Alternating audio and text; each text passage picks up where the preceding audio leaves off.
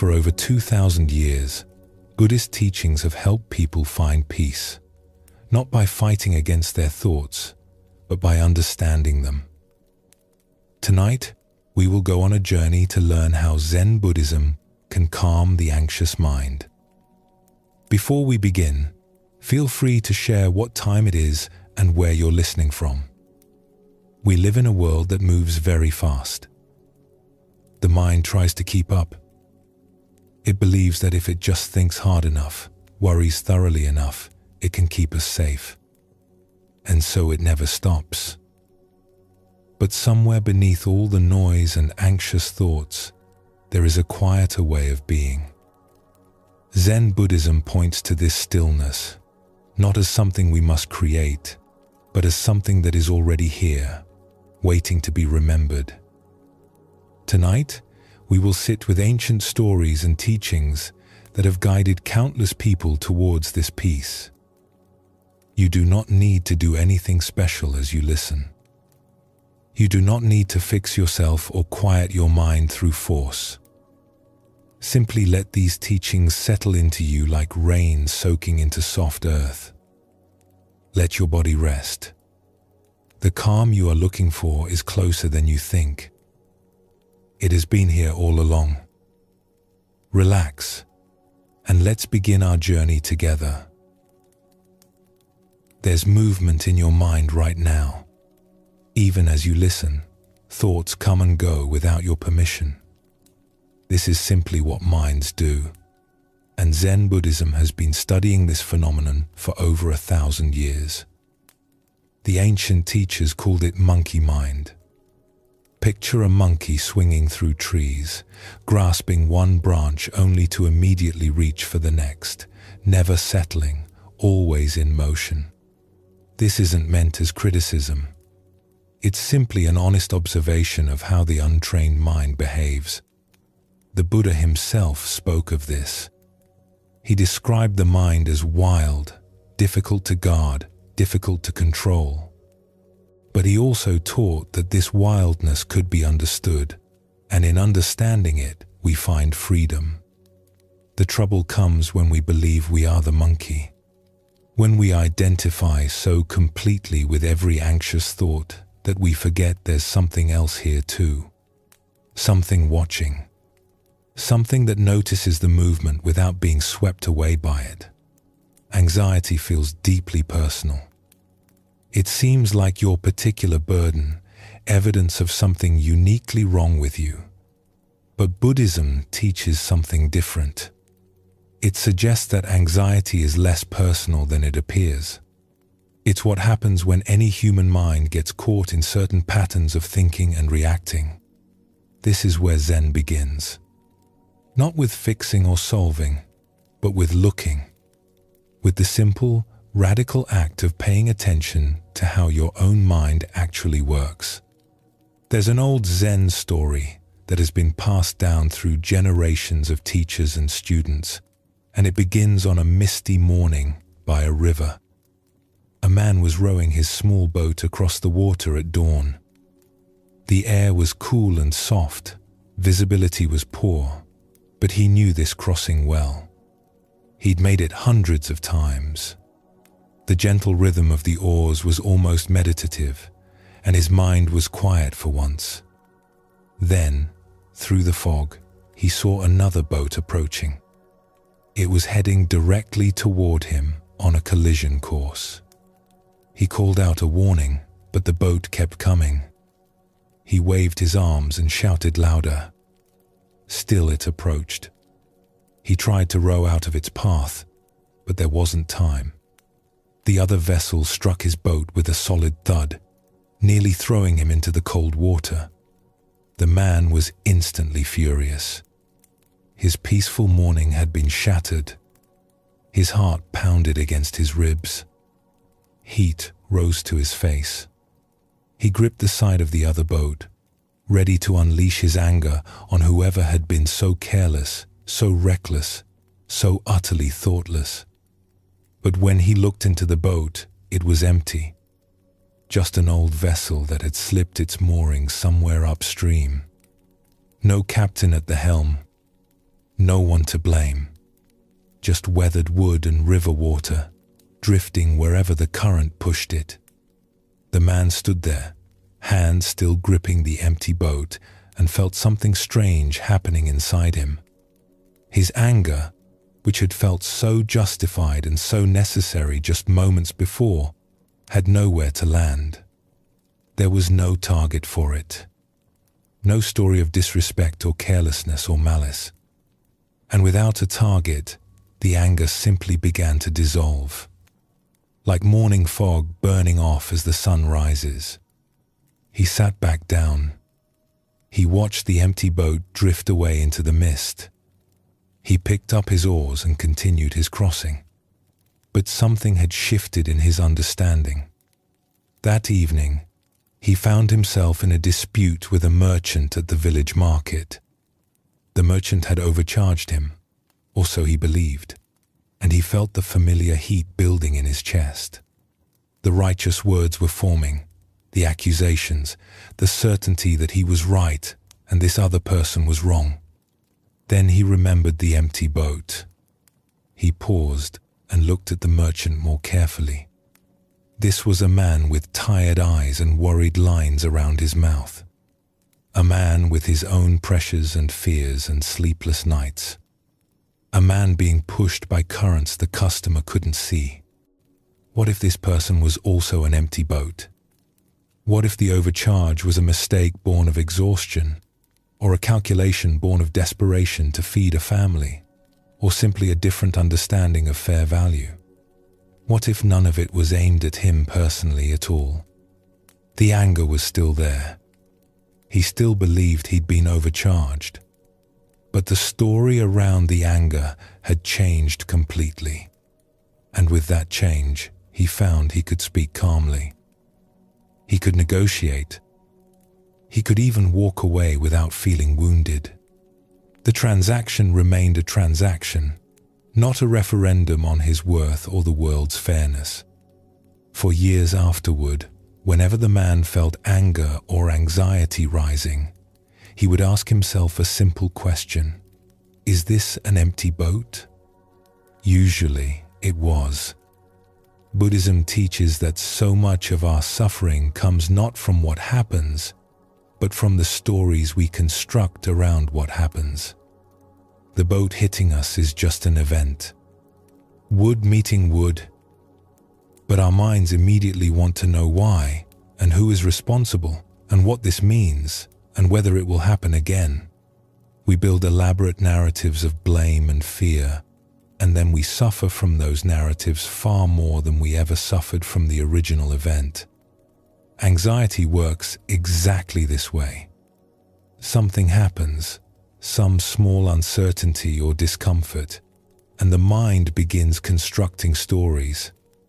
What if this means something terrible? What if I can't handle it? What if everything falls apart? The initial discomfort was real. That was the boat bumping into you. But the catastrophic tales that follow are stories. And Zen teaches that stories can be recognized as stories. They can be held more lightly. The practice isn't to stop having thoughts. That's impossible. The practice is to see thoughts as thoughts. To notice when you're building a story around an empty boat. And in that noticing, to find a little more space, a little more freedom, a little more choice in how you respond. But what happens when the thoughts won't stop? When anxiety isn't a passing visitor, but a constant presence, chattering in your ear from the moment you wake until you finally fall into restless sleep? A student once traveled many weeks to meet a Zen master who was known throughout the region for his extraordinary calm.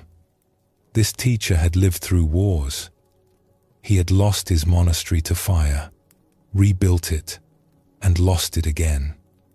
He had buried students and friends. And yet everyone who met him spoke of a stillness that seemed to radiate from him like heat from a hearth in winter. The student arrived exhausted from his journey and agitated in his mind.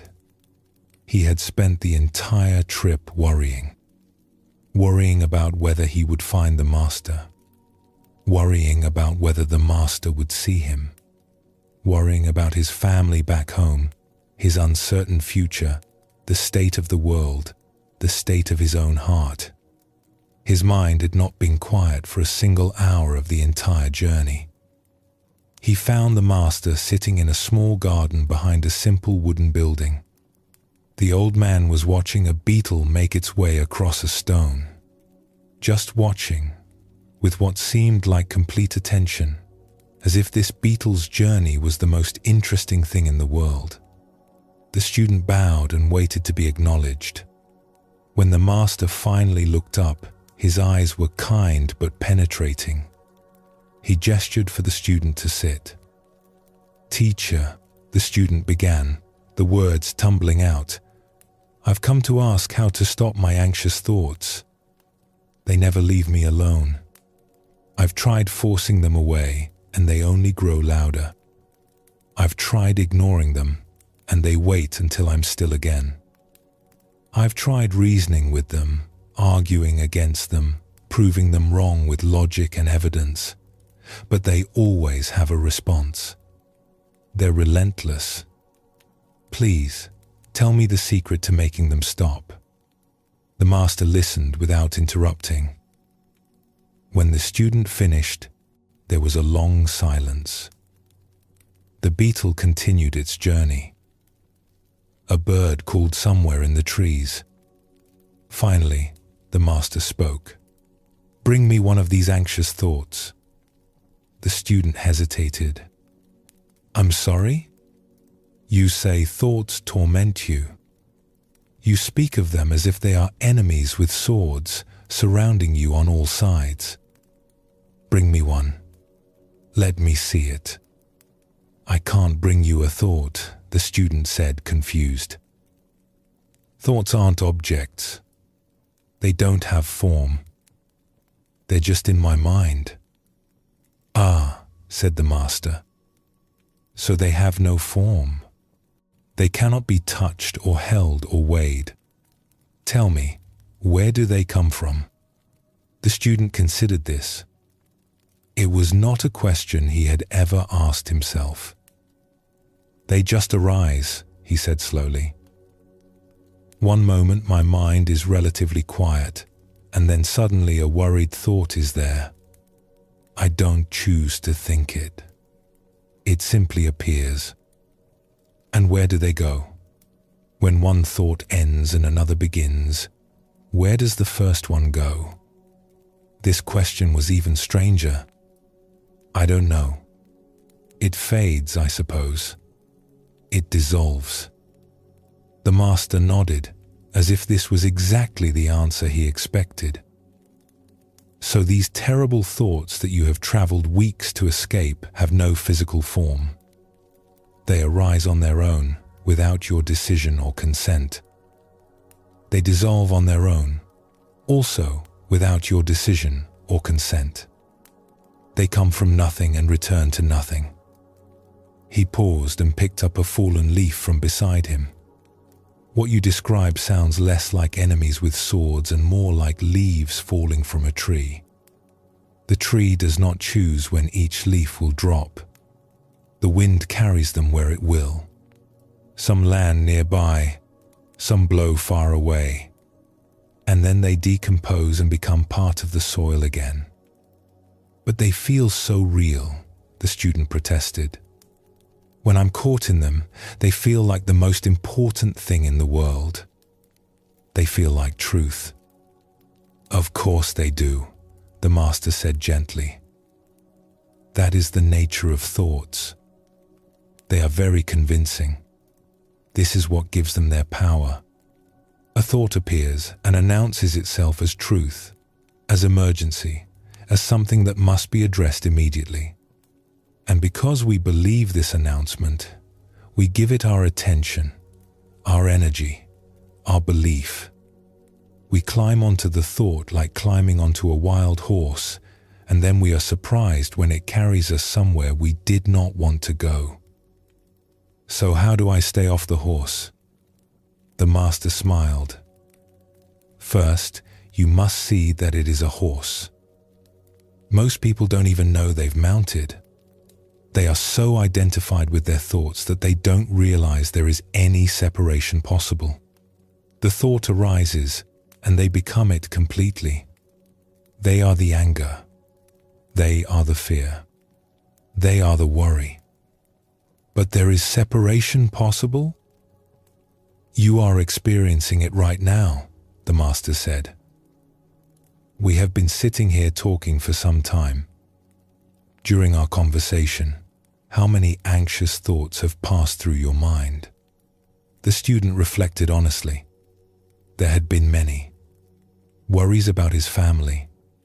Doubts about whether this teaching would help. Concerns about his long journey home. They had come and gone like weather. Many, he admitted. And yet you are still here. You were not carried away by any of them. You noticed them, perhaps, but you did not become them. You did not stand up and run home to check on your family.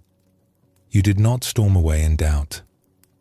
The thoughts arose, and you let them pass, and you remained in this garden with this beetle and this old man.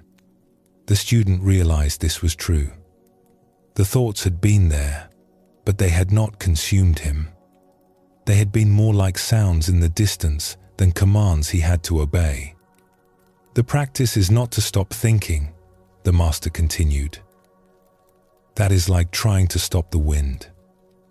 The practice is to stop believing that every thought requires your complete attention and identification. You are not your thoughts.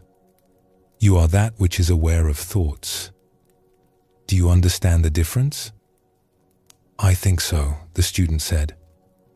But how do I remember this when the thoughts are very loud? You forget. And then you remember. And then you forget again. And then you remember again. This is the practice. It is not a destination you arrive at once and then stay forever. It is a returning, over and over, countless times. Every time you notice that you have been lost in thought and you come back to the present moment, that is the practice. That is enlightenment in that moment. Not some special state, but simply waking up from the dream of thought. The student stayed with the master for 3 more days. They did not have many conversations. Mostly the student watched the old man go about his simple tasks. Sweeping the garden, preparing tea, sitting in stillness as the morning light changed to afternoon and the afternoon faded into evening. And in that watching, the student began to understand. The master was not someone who never had thoughts. He was simply someone who had learned to let thoughts come and go without mounting every one like a wild horse.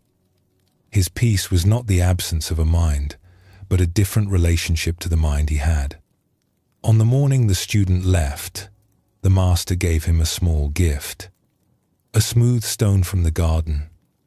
When you find yourself caught in thoughts, the master said, hold this stone. Feel its weight, its temperature, its texture. Let it remind you that you are here, in this moment, in this body. The thoughts are just weather. You are the sky. There is another story, less famous but equally instructive, about a woman who came to practice at a small temple in the mountains. She was a potter by trade, and her hands knew the feel of clay better than they knew anything else. But her mind was another matter. It spun constantly with worries. Would her kiln fire properly? Would her pot sell at market? Was her daughter making good choices? Was her aging mother being cared for well enough? The questions never stopped, and they had worn grooves in her thinking like water wearing grooves in stone. The teacher at this temple was a woman herself, unusual for that time and place. She had a reputation for unconventional methods and for seeing directly into the hearts of her students. When the potter explained her troubles, the teacher simply nodded and said, "Good. You will work in the kitchen." The potter was confused. She had come for meditation, instruction, for wisdom, for some technique to quiet her racing mind. Instead, she was given vegetables to chop. For 3 days, she chopped vegetables. Carrots, onions, radishes, greens. Her hands, so skilled with clay, felt clumsy with the knife. And all the while, her mind continued its worried spinning. She thought about her business back home. She thought about whether this was a waste of time. She thought about what the teacher must think of her. She thought about thinking too much. On the 4th day, the teacher came into the kitchen and watched her work for a while. Then she asked a simple question. "When you are forming a pot on your wheel, what are you thinking about?" The potter paused, knife in mid-air. She considered the question honestly. "Nothing," she said finally. "When I am at the wheel, I am just at the wheel. My hands know what to do. I am not thinking about the pot.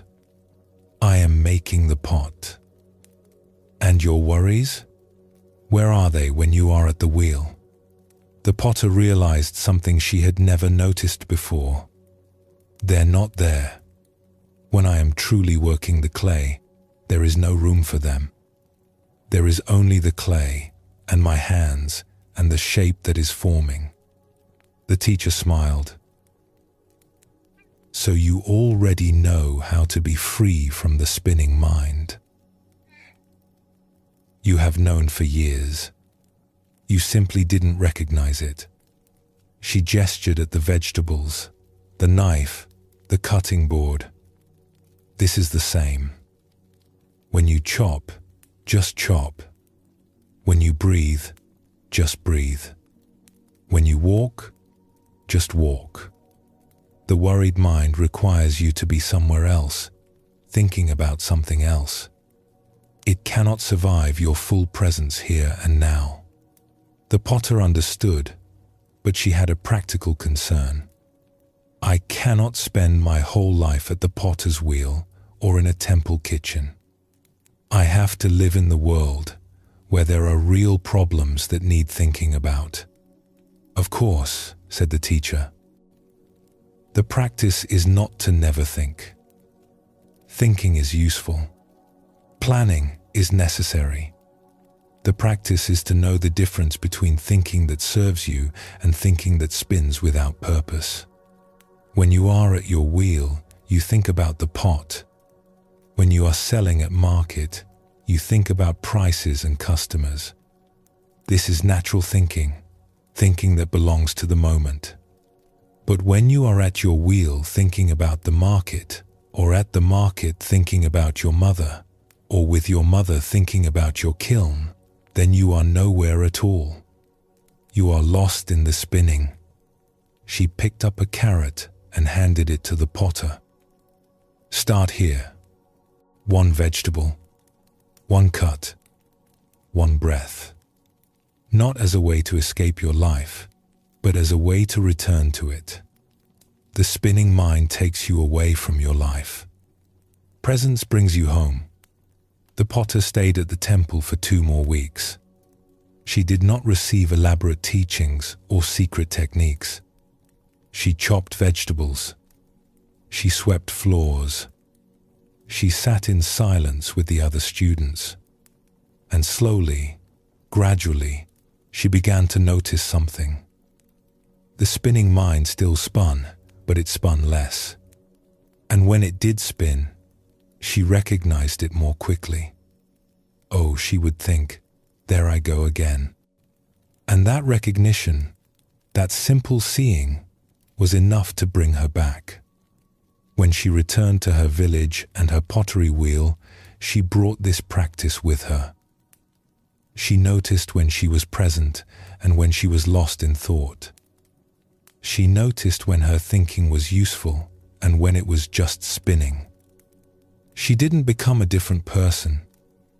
She became more fully herself, more available to her own life, less lost in the maze of her own worrying. This is what the Zen tradition calls mindfulness, though the word has become so overused that it has almost lost its meaning. It simply means paying attention, noticing what is actually happening, right here, right now, rather than being lost in stories about the past or fantasies about the future. The Buddha taught this as the foundation of the entire path. He called it right mindfulness, and he described it in beautifully simple terms. When walking, know that you are walking. When standing, know that you are standing. When sitting, know that you are sitting. When lying down, know that you are lying down. This sounds almost too simple to be useful, and yet most of us spend most of our lives doing the opposite. We walk while thinking about work. We eat while planning tomorrow. We lie in bed while rehashing yesterday. We are almost never simply where we are, doing what we are doing. Anxiety flourishes in this gap. It lives in the space between where you are and where your mind has wandered off to. It grows stronger every time you abandon the present moment for some imagined future or remembered past. But when you are fully here, fully present, anxiety has nowhere to take root. Not because you've solved all your problems or eliminated all uncertainty, but because you've stepped out of the mental storytelling that amplifies fear into something overwhelming. This is where we begin the journey of calming the anxious mind.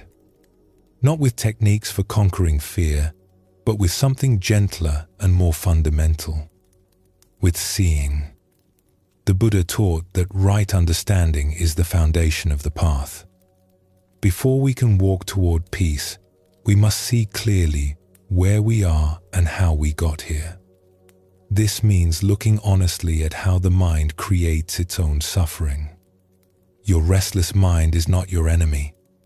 It evolved over millions of years to keep you alive, to scan for threats, to anticipate problems, to imagine future dangers so you could prepare for them. This was useful when threats were immediate and physical, when a moment's inattention could mean death. But now the threats have changed. They are abstract, complex, often imaginary. Financial worries, social fears, existential anxieties about meaning and mortality. The mind, still running its ancient software, treats all of these as emergencies. It sounds the alarm constantly, not because you are in danger, but because that is what it evolved to do. Zen practice does not ask you to silence this mind. That would be like asking a bird not to fly or water not to flow. Instead, it invites you to understand the mind, to see its patterns clearly, and to discover that you are not identical to those patterns. The thoughts will continue. The monkey will keep swinging. But you can learn to watch without being caught. You can learn to listen without obeying. You can learn, as that old master taught, that you are the sky and thoughts are just weather passing through. There is a traditional saying in Zen, "Before awakening, I chopped wood and carried water. After awakening, I chop wood and carry water." The activities don't change. Life doesn't become something other than what it is. But the relationship shifts. You are no longer lost in the dream of thought. You are present for your own life. This is what we are cultivating here. Not a special state of permanent bliss. Not freedom from ever having another anxious thought. Simply a clearer seeing, a lighter holding, a recognition that thoughts are thoughts and you are you. And in that recognition, there is peace. Not the peace of silence, but the peace of understanding. This is enough for now. We have taken the first step together. We've looked at the restless mind with curiosity instead of judgment. We've met the empty boat and seen how our stories multiply our suffering. We've learned from the old master that thoughts are not commands, that they arise and pass like leaves on the wind, and that we can watch them without becoming them. In what follows, we will go deeper.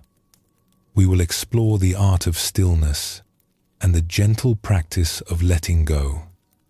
We will discover how the present moment can become a refuge from anxiety's grip. We will learn what the Buddha meant when he taught that impermanence is not something to fear, but something that sets us free. But for now, rest with what is.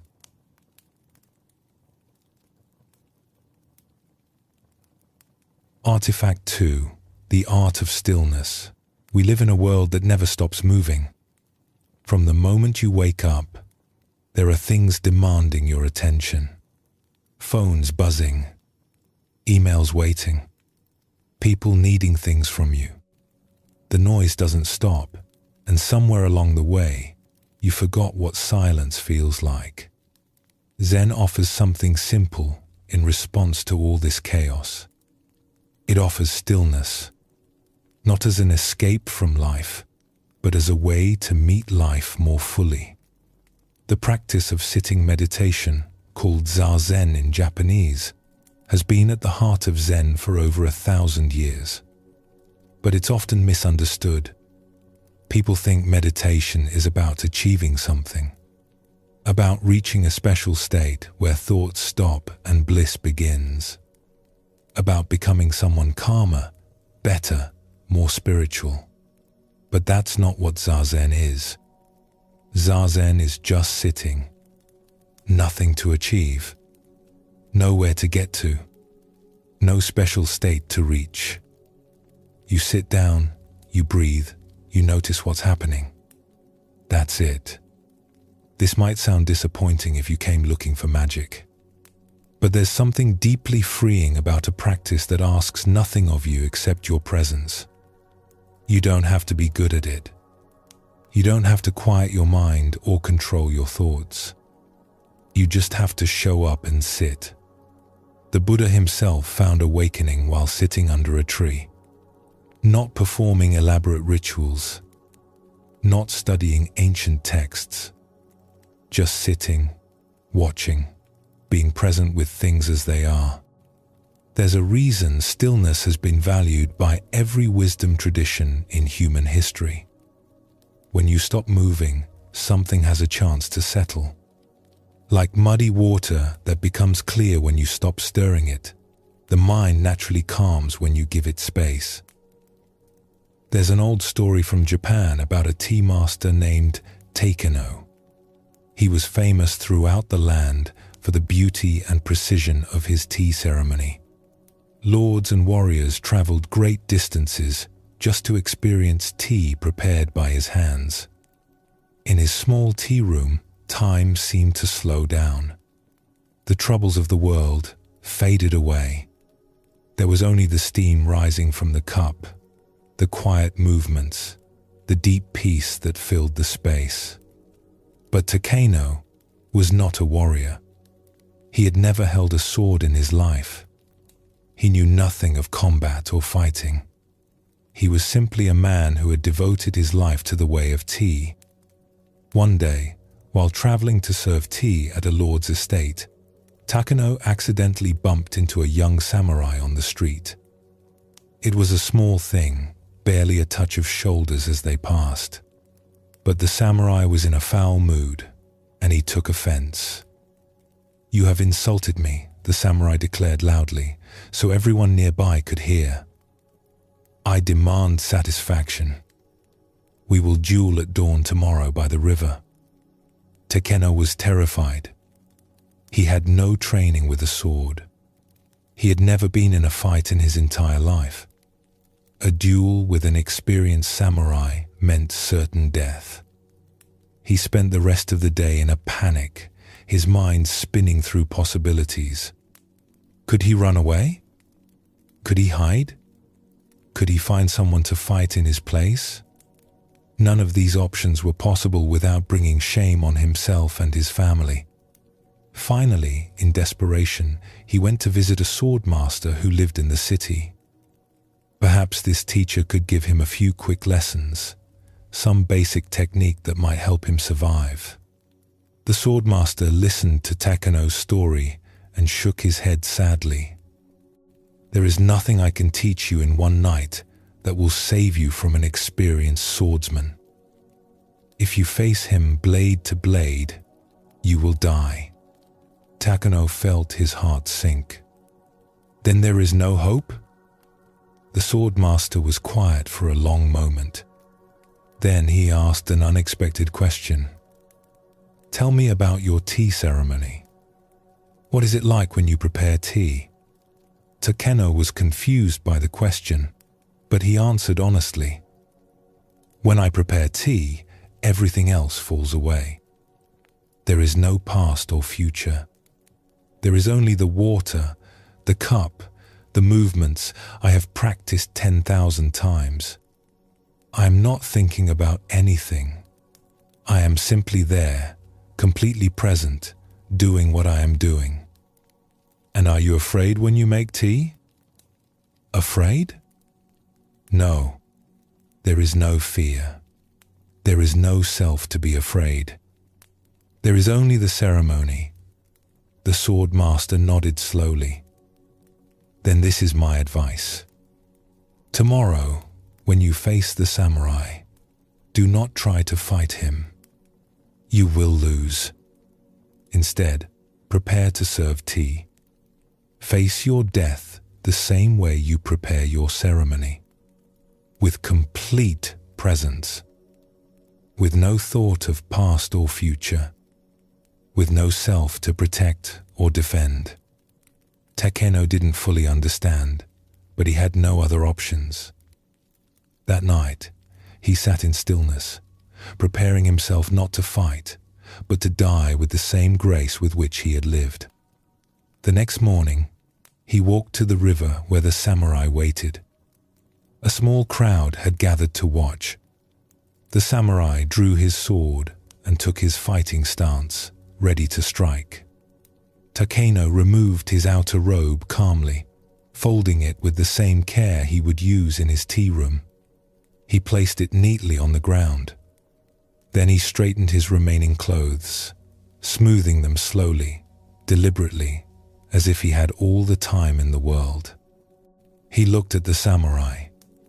There was no fear in his eyes, no anger, no desperation. Just the same quiet presence he brought to every tea ceremony. He was not thinking about winning or losing, living or dying.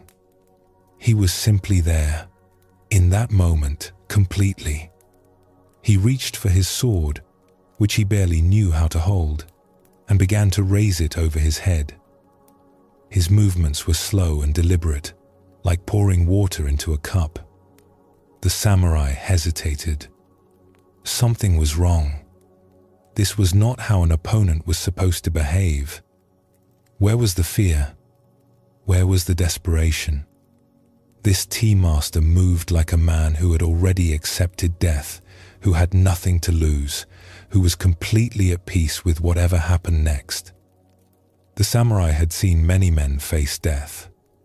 They always showed fear. They always made mistakes. But this man showed nothing except calm presence. It was unnerving.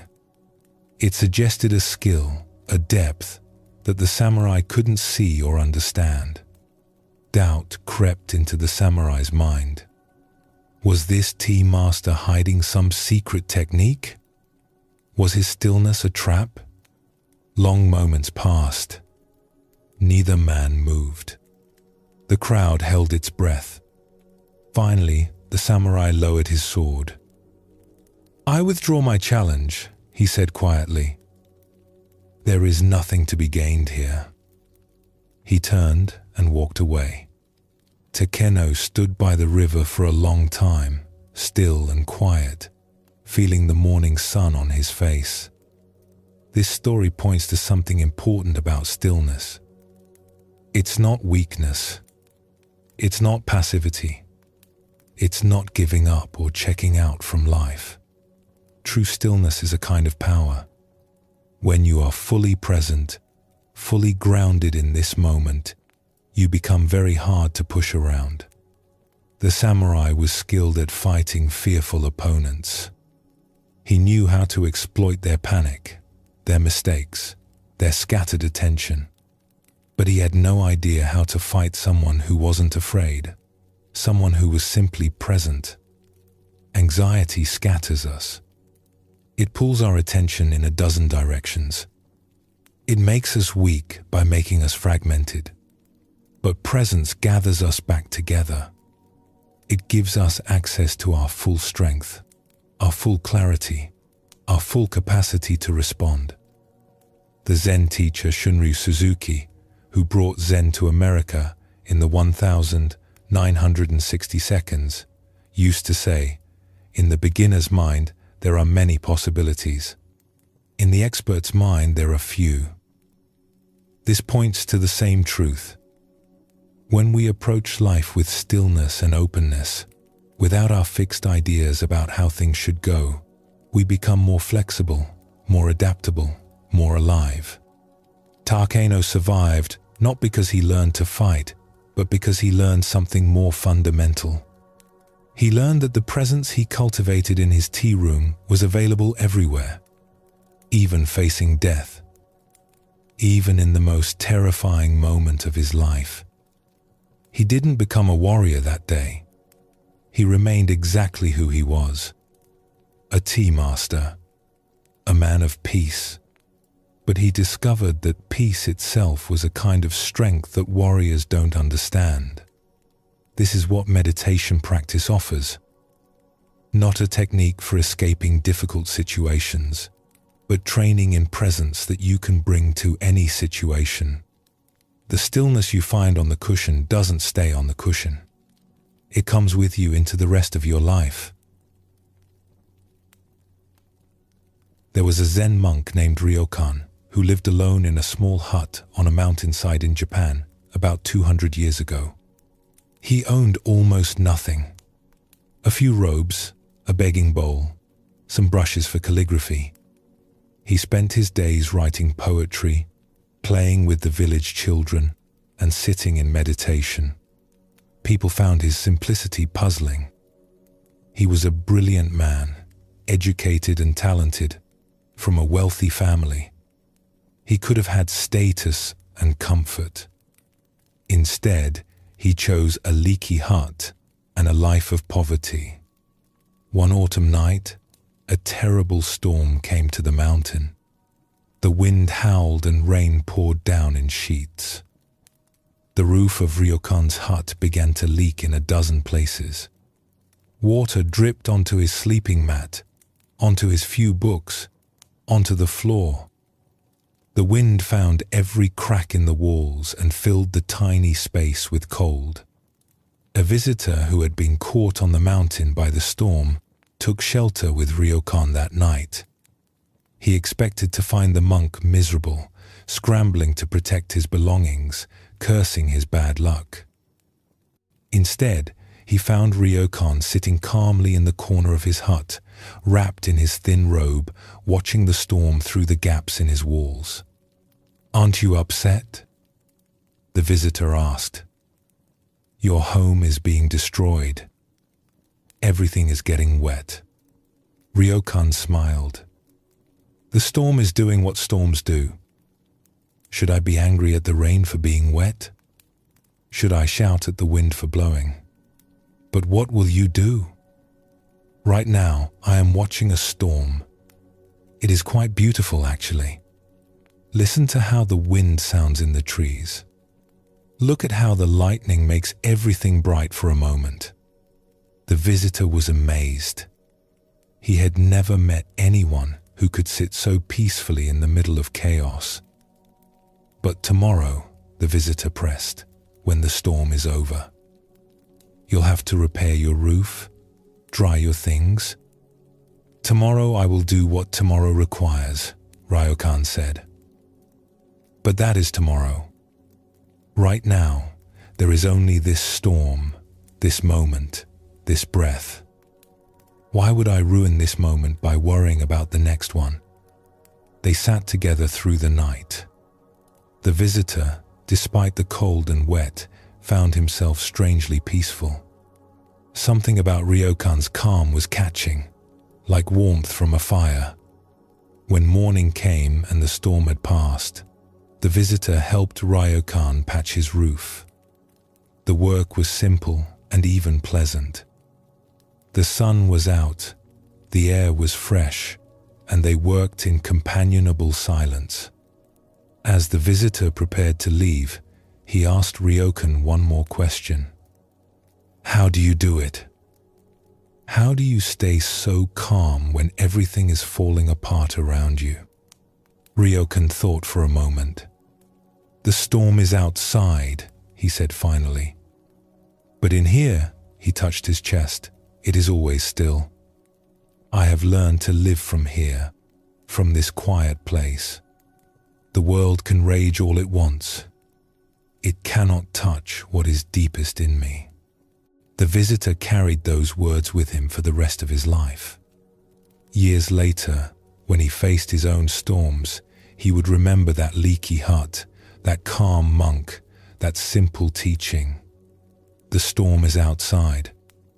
Inside, it is always still. Ryokan was not pretending the storm wasn't happening. He wasn't using positive thinking to convince himself everything was fine. His roof really was leaking. His things really were getting wet. He would really have work to do when morning came. But he understood something that most of us miss. Suffering comes not from the storm itself, but from our argument with the storm. From our insistence that this shouldn't be happening. From our mental time travel into tomorrow's problems while we're still in today. The rain was just rain. The wind was just wind. His mind was the thing that could turn rain into disaster, wind into tragedy. And his mind was also the thing that could simply let rain be rain. This is what Buddhist teachers mean when they talk about acceptance. Not resignation, not giving up, but stopping the war with reality. The storm is here. It's already here. Fighting against its existence doesn't make it go away. It just adds a layer of suffering on top of the original discomfort. Ryokan had practiced stillness for so many years that he could find it even in chaos. This didn't make his life easier in any material sense. He was still poor. His hut still leaked. But he had found something that poverty couldn't touch and storms couldn't shake. This is what all the meditation masters point to. There is a stillness inside you that cannot be disturbed by circumstances. It's not something you have to create or achieve. It's already there, waiting to be noticed. When you sit in meditation, you're not building this stillness. You're uncovering it. Layer by layer, you let go of the noise and activity and worry, and what remains is a quiet that was there all along. The Buddhist tradition calls this our true nature. It's not something special that only monks and masters possess. It's what you are, underneath all the doing and thinking and worrying. The clouds may cover the sky, but the sky is always there. The waves may churn on the surface, but the ocean depths remain calm. You've probably touched this stillness before, even if you didn't have a name for it. Maybe it was a moment in nature when everything suddenly felt peaceful and right. Maybe it was holding a sleeping child and feeling time stop. Maybe it was a moment of deep focus when the busy mind finally fell quiet. These moments show you what's always available. The practice of meditation just helps you find your way there more reliably, more often. eventually even in the middle of a storm. There's a common misunderstanding about meditation that's worth addressing. Many people believe that good meditation means having no thoughts. They sit down, thoughts arise, and they think they're doing it wrong. But the Zen masters are very clear about this.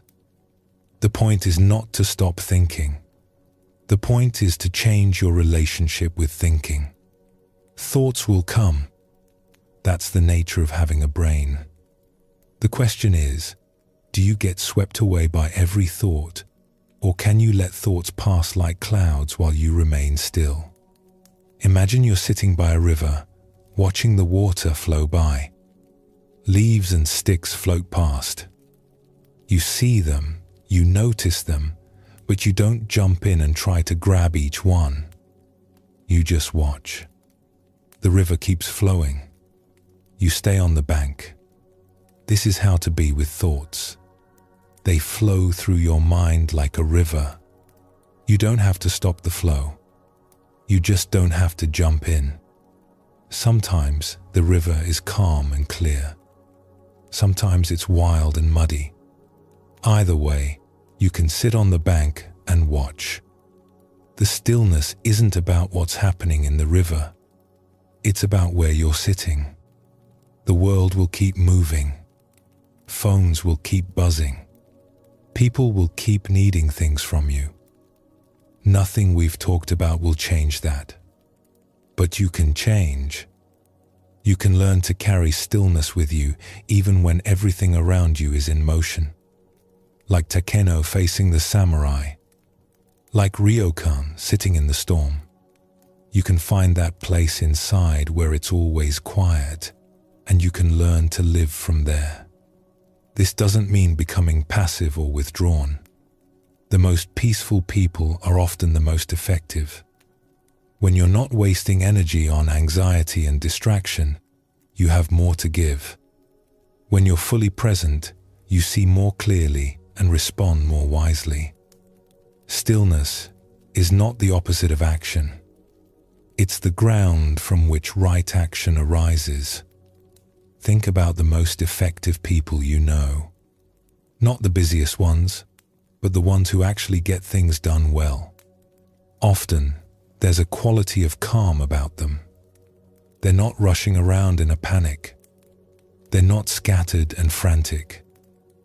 They move with purpose and presence. This is what the Buddhist tradition calls wise action. It comes from stillness, not from agitation. When you're calm, you see the situation clearly. You respond to what's actually happening, not to your fears about what might happen. You don't waste energy on worry or distraction. Everything goes where it's needed. The anxious mind tells you that you need to worry in order to be prepared. That if you stop being vigilant for one moment, something terrible will slip past your defenses. But this is a lie. Worry is not preparation. It's just suffering in advance. True preparation comes from presence, from seeing clearly, from being grounded enough to respond to what actually arises instead of fighting imaginary battles in your head. We began by talking about a world that never stops moving. But here's what the Zen masters discovered. You don't need the world to stop. You just need to stop yourself, even briefly, even for a few breaths. In that stopping, something settles. In that settling, something opens. In that opening, you remember what you already are. Not the busy person running from task to task. Not the worried mind spinning through problems. But the stillness underneath all of that. The awareness that was there before the noise began and will be there after it ends. This stillness is your birthright. It's not something you have to earn or achieve. It's simply something to uncover, to return to remember. And with practice, with patience, with the gentle discipline of showing up again and again, it becomes more available. Not just on the cushion, but in the kitchen. Not just in silence, but in noise. Not just when life is easy, but right in the middle of the storm. That's what we're learning here. That's what all of this is pointing to. You carry peace with you already. You just have to remember where you put it. Take a breath and feel your body resting. Let that be enough for now.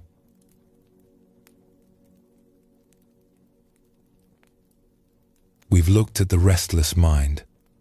We've explored the power of stillness. Now we come to something that might be the most important teaching of all, and also the most misunderstood. Letting go. These two words get used a lot. Self-help books tell you to let go. Well-meaning friends tell you to let go. You probably tell yourself to let go. But what does it actually mean? And why is it so hard? The Buddha taught that clinging is at the root of our suffering. Not pain itself, but the way we grip onto things. We cling to pleasant experiences, wanting them to last forever. We cling to ideas about how life should be. We cling to our sense of who we are and how others should see us. We cling to the past. We cling to our fears about the future. All this clinging creates tension. It's like making a fist and holding it tight all day long. After a while, your hand aches. Your arm is exhausted. You've used so much energy just holding on. And here's the strange part.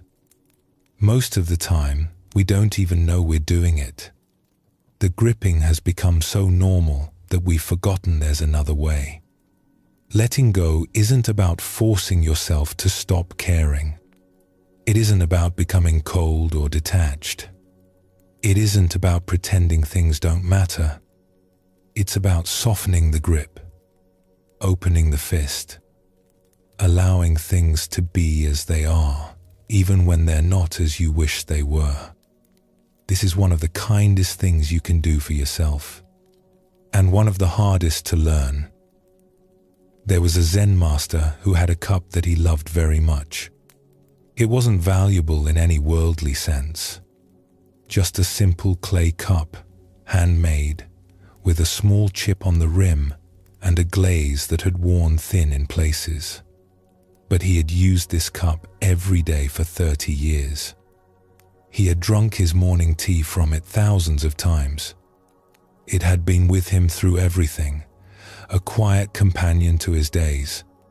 His students noticed how carefully he handled this cup, how he washed it gently after each use and placed it back on its shelf with attention. Some of them thought it was strange that a Zen master who taught non-attachment would be so devoted to a simple cup. One morning, a young student was helping clean the master's room. He picked up the cup to dust the shelf beneath it, and it slipped from his fingers. It fell to the stone floor and shattered into pieces.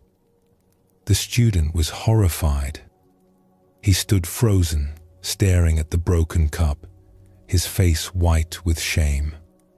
He had destroyed the master's most treasured possession. He didn't know what to say. He couldn't even look up when he heard the master enter the room. There was a long silence. The student waited for anger, for disappointment, for some kind of punishment. He could hear his own heart beating. Then the master knelt down beside him and began picking up the pieces, one by one, carefully, almost tenderly. "I'm so sorry," the student finally managed to say. "I know how much this cup meant to you. I was careless. I've ruined something irreplaceable." The master looked at him with gentle eyes. "You haven't ruined anything," he said. "You've just shown me what was always true." "What do you mean?" The master held up one of the broken pieces, turning it in the light. "From the very first day I received this cup, it was already broken. Do you understand? Everything that can break will break. Everything that can end will end. This isn't sad news. This is simply the truth of how things are. He set the piece down with the others. I loved this cup, he continued. I still love it. But I never made the mistake of thinking it would last forever. Every morning when I drank from it, I knew it might be the last time. This didn't take away from my enjoyment. It made it deeper. I was fully present with the cup because I knew our time together was borrowed. The student was quiet, taking this in. The cup was always going to break, the master said. Today, tomorrow, next year, 100 years from now. What difference does it make? What matters is that I appreciated it while it was whole. What matters is that I didn't waste our time together worrying about losing it. He smiled at the student. And now a new teaching begins. How to appreciate the memory of the cup. How to let go of what is gone. How to find peace with empty hands. He stood up slowly and looked at the empty space on the shelf where the cup had always sat. Clean up these pieces carefully, he said. And thank you. You have given me a good lesson today. The student gathered the broken pieces with great care, wrapping them in cloth. He expected to throw them away, but something made him keep them instead. Years later, when he had become a teacher himself, he would sometimes take out those broken pieces and show them to his own students. He would tell them the story of that morning, of his shame and the master's gentle response. He would hold up a fragment of glazed clay and say, "This taught me more about letting go than any book or lecture ever could." And his students would look at the broken pieces and understand something that words alone could never convey. That we can love what is broken. That we can find peace with what is gone. That letting go doesn't mean forgetting. It means holding differently. This story shows us what letting go really means. It doesn't mean not loving things. The master loved his cup deeply. It doesn't mean being detached or cold. His care for the cup was obvious to everyone. What it means is not adding extra suffering on top of the natural flow of life.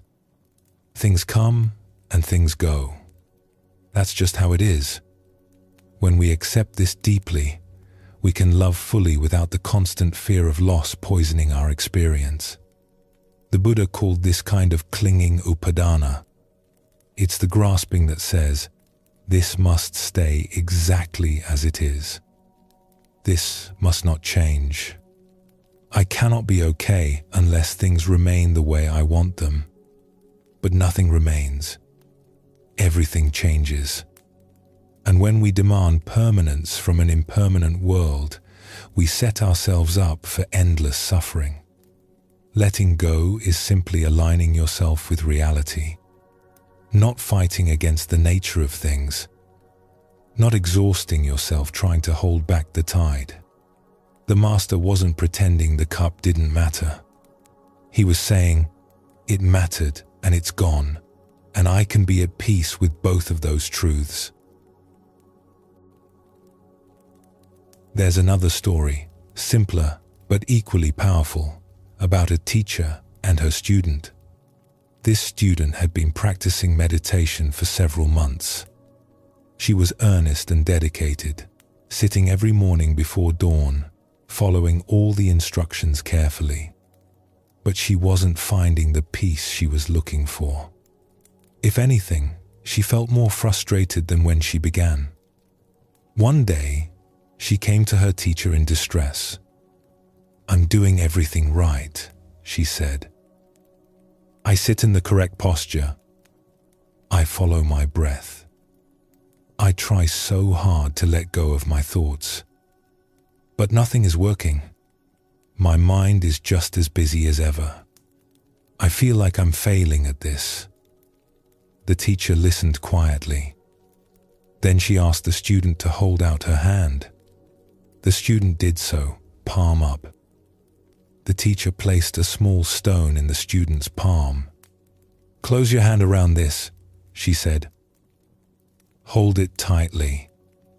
The student made a fist around the stone. "Now, I want you to let go of the stone." The student opened her hand. The stone sat in her palm. "No," said the teacher. "You haven't let go. The stone is still there." The student was confused, but I opened my hand. I stopped gripping. "Yes, you stopped gripping." But letting go isn't just about opening your fingers. Turn your hand over. The student turned her hand palm down. The stone fell to the ground. "That is letting go," said the teacher. "It's not just releasing your grip. It's allowing things to fall away completely. It's not holding on with one hand while pretending to release with the other." She looked at the student kindly. "You say you are trying hard to let go of your thoughts. But trying hard and letting go are opposites. You cannot force yourself to release something. The effort itself is a kind of gripping." The student sat with this for a moment. "So, what do I do?" "Stop trying to let go. Just let go. There's a difference. When a leaf falls from a tree, it doesn't try to fall. It just falls. When you exhale, you don't try to release the breath. You just release it." She picked up the stone and handed it back to the student. "Practice with this. Hold it. And then simply let it go. Don't think about letting go. Don't make a project of letting go. Just open your hand and let what falls, fall." The student took the stone home and practiced just as her teacher suggested. She would hold the stone, feel its weight, notice her grip, and then she would simply turn her hand over and let it drop. At first, it felt too simple. She kept waiting for some deeper technique, some secret teaching that would make everything click. But her teacher just told her to keep practicing with the stone. After a few weeks, something started to shift. She noticed that the act of releasing the stone was beginning to echo through her practice. When a thought arose during meditation, she found herself able to let it go the same way she let go of the stone. Not fighting it, not pushing it away, just allowing it to fall from her awareness naturally. She realized that all her striving had been another form of holding. She had been gripping her idea of what meditation should feel like, what progress should look like, what peace should feel like. And all that gripping was the very thing preventing her from finding what she sought. One morning, she came to her teacher with tears in her eyes, but they were tears of relief. "I finally understand," she said. "I was holding on to letting go. I was trying to achieve non-attachment. The contradiction was right there all along, but I couldn't see it." Her teacher smiled. "And now? Now I just sit. Thoughts come and I let them go. Feelings come and I let them go. I'm not trying to get anywhere. I'm just here." "Good," said the teacher. "You have learned the lesson of the stone." This teaching points to something important. Letting go is not another thing to do. It's not a task to accomplish or a goal to achieve. It's more like an allowing, a softening, a stopping of the effort to hold on. We make it so complicated. We think we need special techniques, the right words, the perfect moment. But letting go is the most natural thing in the world. We do it every time we exhale. We do it every time we fall asleep.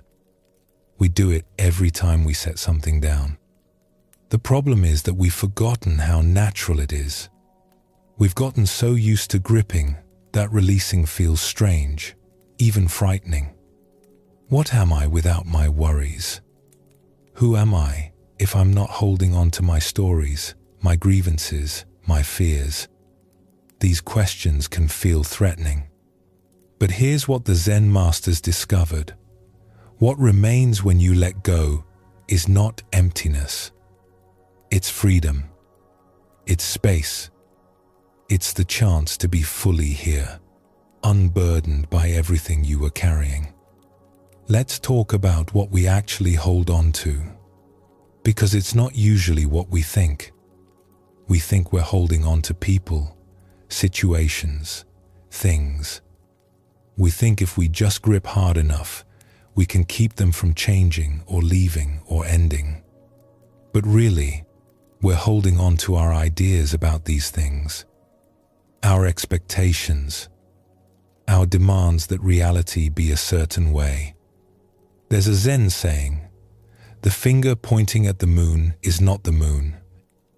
We get so attached to our ideas about things that we forget the ideas are not the things themselves.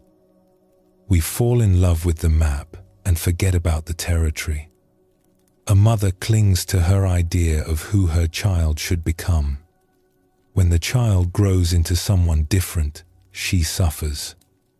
Not because her child is wrong, but because reality doesn't match her picture. She's clinging to a map while the actual territory has gone somewhere beautiful she never imagined. A man clings to his idea of what a successful career looks like. When his path takes an unexpected turn, he suffers. Not because the new path is bad, but because it's not what he had imagined. He's still carrying an old map while standing in new and potentially wonderful country. We cling to the idea that we should be further along by now, that life should be easier, that people should treat us differently, that we shouldn't have to feel this way. All these shoulds, all these demands, they're the real source of our gripping. And they're all in our minds. They're not in reality. Reality is just doing what it does. We're the ones arguing with it. This is what Buddhist teachers mean when they talk about the difference between pain and suffering. Pain is inevitable. Bodies get sick. Hearts get broken. People we love go away. That's the nature of human life, and no amount of spiritual practice will change it. But suffering, the Buddha taught, is optional. Suffering is what we add on top of pain through our resistance, our demands, our insistence that things should be other than they are. Pain is the wound. Suffering is picking at the wound, refusing to let it heal, making it worse with our constant attention and upset. When we let go of our demands, we don't let go of the pain. We let go of the suffering. We allow the wound to be a wound, to heal in its own time, without adding more damage through our struggle against it. Letting go, then, is mostly an inner movement. It's releasing the ideas, the expectations, the demands. It's allowing reality to be what it is, without requiring it to be something else first. This doesn't mean you become passive or stop working toward things you care about. The Buddha was very active. He walked hundreds of miles. He taught for 45 years. He helped countless people. But he wasn't attached to outcomes. He did what he could, and he let go of the rest. This is the middle path. Not pushing and forcing and demanding. Not giving up and withdrawing and going numb, but engaging fully with life while holding it all lightly. There's a practice in Buddhism called metta, usually translated as loving kindness. It involves silently repeating phrases of goodwill toward yourself and others. May you be happy. May you be peaceful. May you be free from suffering.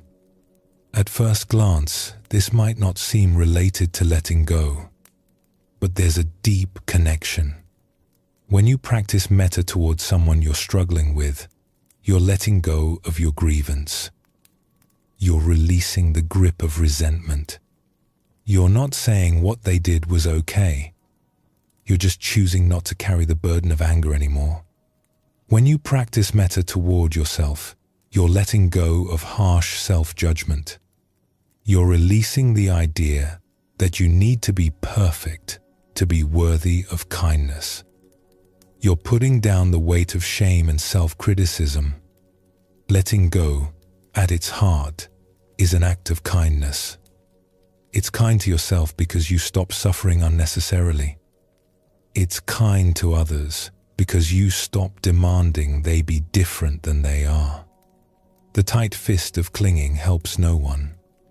It doesn't change the past. It doesn't control the future. It just makes your hand hurt. But when you open your hand, when you let what needs to fall away, something beautiful becomes possible. Compassion flows more freely. Connection becomes easier. You have room for what's actually here instead of being crowded out by everything you're holding on to. There's another thing to say about letting go, and it might be the most important. Sometimes, letting go happens on its own. We think we have to do something, to work at releasing, to figure out the right technique. And sometimes that's helpful. But often, letting go is less about doing and more about ripening. You carry something for as long as you need to carry it. And then one day, without any special effort, you notice it's not so heavy anymore. The grief has softened. The anger has faded. The fear has loosened its grip. You didn't force this to happen. You just lived. You kept breathing, kept sitting, kept paying attention. And in that patient presence, something completed itself. I think of a woman I heard about who had carried resentment toward her father for 30 years. He had been cold and distant when she was growing up, and she had spent decades wishing he had been different, wishing she had received the love she needed. She tried to let go. She really tried. She read books about forgiveness. She went to therapy. She wrote letters she never sent. But the resentment stayed, like a stone in her chest. Then one day, visiting her father in the nursing home where he now lived, lost in dementia, not even recognizing her face, something shifted. She looked at this frail old man who couldn't remember her name, and suddenly the whole story just fell away. Not because she decided to let go, not because she performed some technique, but because she was finally ready. The fruit was ripe, and it fell from the tree. She wept for a long time that day. Not from grief or anger, but from relief. 30 years of carrying something, and now her hands were empty. She could finally put it down. This is why gentleness matters so much. If you beat yourself up for not letting go fast enough, you're just adding more tension, more gripping, more to eventually release. But if you can be kind to yourself, patient with yourself, trusting that things unfold in their own time, then letting go becomes more like a natural process and less like a battle. The Zen tradition speaks of practice as a kind of gardening. You prepare the soil, you plant seeds, you water and weed and wait, but you don't force the flowers to bloom. They bloom when they're ready. Your job is just to create the conditions. Letting go is like that. You create the conditions through practice, through awareness, through kindness toward yourself. And then you trust the process. Some things will release quickly. Others will take years. That's okay. You're not on anyone else's schedule. You're not in a race. You're just walking your path, one step at a time, letting go of what you can, trusting that the rest will follow when the time is right. We started this by talking about clinging and the suffering it creates. But let us end somewhere gentler.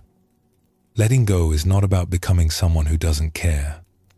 The Zen masters cared deeply. The Buddha's whole life was devoted to helping others. Compassion flows through all these teachings like water through a river. What you're releasing is not your capacity to love. You're releasing the fear that makes love into grasping. You're releasing the tension that turns care into control. You're releasing the tight grip that squeezes the joy out of everything it touches. When you let go, you don't lose anything real. You lose the extra suffering you were adding to life. You lose the exhaustion of constant gripping. You lose the burden of demanding that everything stay the same forever. And what you gain is space, room to breathe, freedom to be present for what's actually here, the ability to love fully without being imprisoned by fear. The master loved his cup more after he understood it would break someday. The student found peace only when she stopped trying so hard to achieve it. This is the paradox of letting go. In releasing, we receive. In opening our hands, we find they're full. Notice where you might be holding on right now. And with great gentleness, see if you can soften just a little.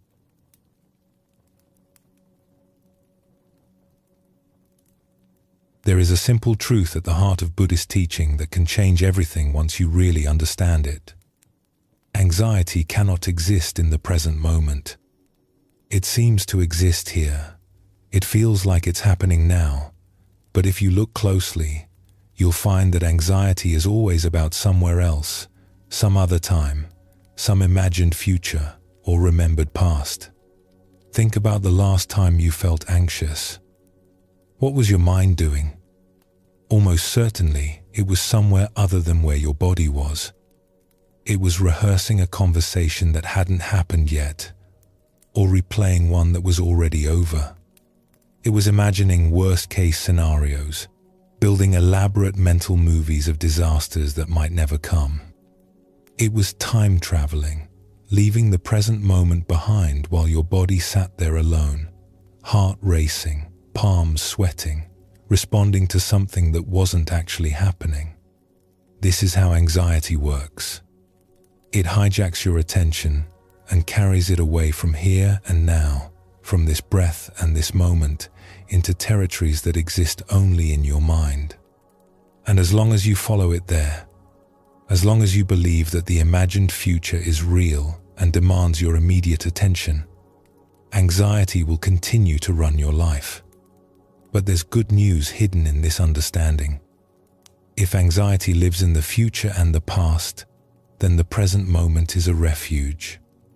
It's a place anxiety cannot follow you if you truly arrive there.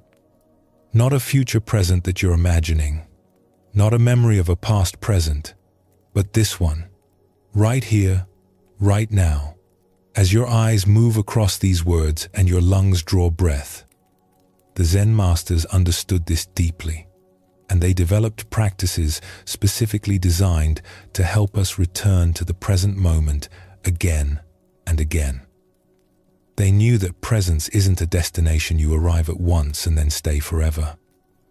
It's more like a home you keep coming back to, a refuge you can always find when you remember to look for it. There is perhaps no Zen story more famous than the tale of the man, the tiger, and the strawberry.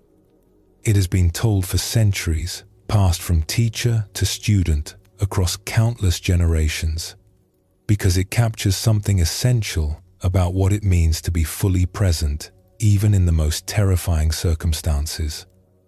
A man was walking through the forest when he heard a rustling in the brush behind him. He turned and saw a tiger emerging from the trees, eyes fixed on him, muscles tensing for the chase. The man did what anyone would do. He ran. He ran as fast as his legs could carry him, crashing through branches and leaping over roots, his heart pounding so hard he could hear nothing else. The tiger pursued him, getting closer with every stride. The man could hear its breath now, could almost feel the heat of it on his back. Then the forest ended abruptly at the edge of a cliff. The man skidded to a stop, sending pebbles cascading down into the void below. He looked back at the tiger, now just 20 paces away and closing. He looked down at the cliff, a sheer drop into rocky darkness. There was nowhere to go. But then he noticed a thick vine growing over the edge of the cliff, snaking down into the mist below. Without thinking, he grabbed the vine and swung himself over the edge, beginning to climb down as quickly as he could. The tiger arrived at the top and paced back and forth, growling in frustration but unable to follow. The man breathed a momentary sigh of relief. But then he looked down and saw something that turned his blood cold. At the bottom of the cliff, barely visible through the mist, another tiger waited. It had heard the commotion and come to investigate, and now it sat there patiently, looking up at him, knowing that eventually he would have to come down. So there he hung, suspended between two tigers, clinging to a vine over an abyss. And then, as if his situation weren't desperate enough, he heard a small sound above him. He looked up and saw two mice, one white and one black, gnawing at the vine where it attached to the cliff top. With each bite, the vine frayed a little more. It was only a matter of time before it gave way entirely. The man closed his eyes. Tiger above, tiger below, mice chewing through his only lifeline. There was absolutely nothing he could do. No escape, no solution, no way out. This was it. And then, when he opened his eyes, he noticed something he had missed before. Growing from a crack in the cliff face, just within reach of his hand, was a single wild strawberry plant. And on it, one perfect red strawberry, glistening with morning dew. He looked at the tiger above. He looked at the tiger below. He felt the vine tremble as the mice continued their work. And then he reached out, plucked the strawberry, and put it in his mouth. How sweet it tasted. The story ends there. We don't know what happened next. Perhaps the vine broke and the man fell. Perhaps one of the tigers lost patience and found a way down the cliff. Perhaps, in a turn that the story doesn't bother to include, he was somehow rescued. It doesn't matter. The story isn't interested in what happened next. It's only interested in that one moment, that one strawberry, that one act of complete presence in impossible circumstances. This story disturbs people sometimes. They want the man to escape somehow, to find a clever solution, to be rescued at the last moment. The lack of resolution feels unsatisfying, even cruel. But the story isn't about escape. It's about something far more important. The man in the story is all of us. The tigers are all the dangers and difficulties that threaten us from every direction. Past regrets and future fears, illness and loss, and the certainty of death. The mice gnawing the vine are time itself, wearing away at our lives moment by moment. We are all hanging over an abyss with no way out. And yet, there are strawberries. There are moments of sweetness available to us even in the midst of our precarious situation, even when everything is uncertain and nothing is guaranteed. The question is, will we notice them? Will we allow ourselves to taste them? Or will we be so consumed by the tigers that we miss the sweetness entirely? This is what presence offers. Not a solution to your problems, not an escape from difficulty, but the ability to be fully here for whatever is happening right now, including the strawberries. The man couldn't change his situation, but he could change his relationship to it. He could stop struggling against what was already true and simply be where he was. And in that being, he found something beautiful. I think of all the strawberries I've missed in my own life, all the moments of simple beauty or connection or peace that I was too distracted to notice because my mind was busy with its tigers. The warmth of sunlight that I walked through without feeling because I was rehearsing an argument. The laughter of children that I heard but didn't really hear because I was calculating finances in my head. The taste of food that I swallowed without tasting because my attention was on a screen. Most of us spend our lives so focused on the tigers that we never notice the strawberries at all. We're so busy worrying about what might happen next that we miss what's happening now. We're so lost in thoughts about the past and future that we're absent for the present, which is the only place life actually occurs. The man on the cliff didn't achieve enlightenment or transcend his fear or become someone special. He just tasted a strawberry. He just allowed himself, for one moment, to be fully where he was instead of lost in where he might soon be. That's all. And that's everything. There's a teaching in Zen called Shoshin, which translates as beginner's mind. It points to a way of meeting each moment fresh, without the burden of all your accumulated ideas and expectations, without the weight of everything you think you already know. A beginner approaches things with openness and curiosity because they don't yet have fixed ideas about how things should be. They're willing to be surprised. They're able to see what's actually in front of them rather than just confirming what they already believe. But as we gain experience, we tend to lose this openness. We start to think we know how things work. We develop expectations and opinions. We stop really seeing and start just recognizing, fitting everything into categories we've already established. The world becomes smaller, more predictable, less alive. Beginner's mind is the practice of recovering that original freshness, approaching each moment as if for the first time, even when you've experienced something similar 1,000 times before. It's the practice of presence, because you can only truly be present when you're not lost in your ideas about what's happening. Anxiety is the opposite of beginner's mind. Anxiety approaches each moment loaded with expectations, most of them negative. It sees danger everywhere because it's looking for danger. It predicts disaster because that's its job, to scan for threats and prepare you for the worst. Anxiety doesn't meet the moment fresh. It meets the moment with a whole suitcase full of fears and assumptions that it unpacks before even looking at what's actually there.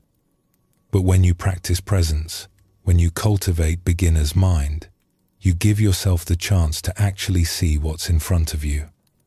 And what's in front of you, in this present moment, is almost never as bad as what anxiety was imagining.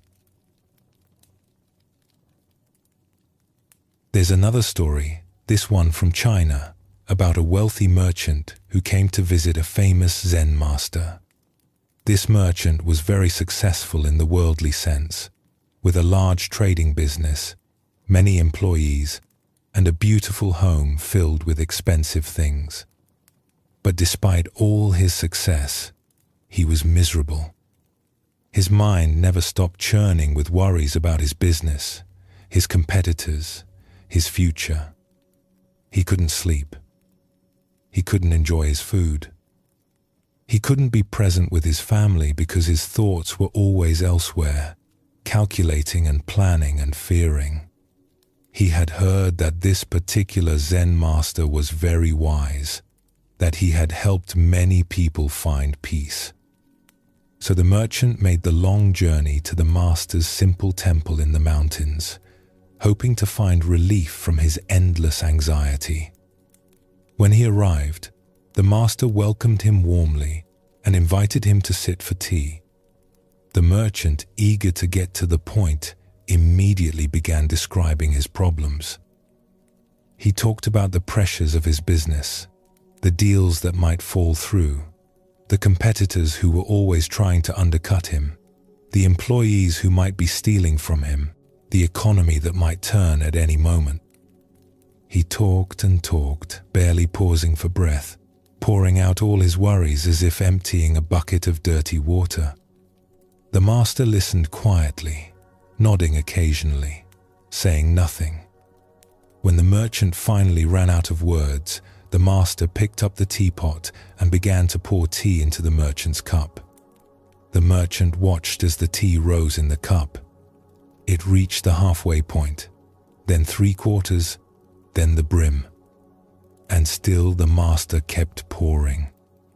The tea overflowed the cup and spilled onto the table, running across the surface and dripping onto the floor. "Stop," the merchant exclaimed. "Can't you see the cup is full? No more will go in." The master set down the teapot and smiled. "Yes," he said gently. "And you are like this cup. You come to me asking for wisdom, for peace, for a way out of your suffering. But you are already so full of your own opinions and worries and plans that there is no room for anything new to enter.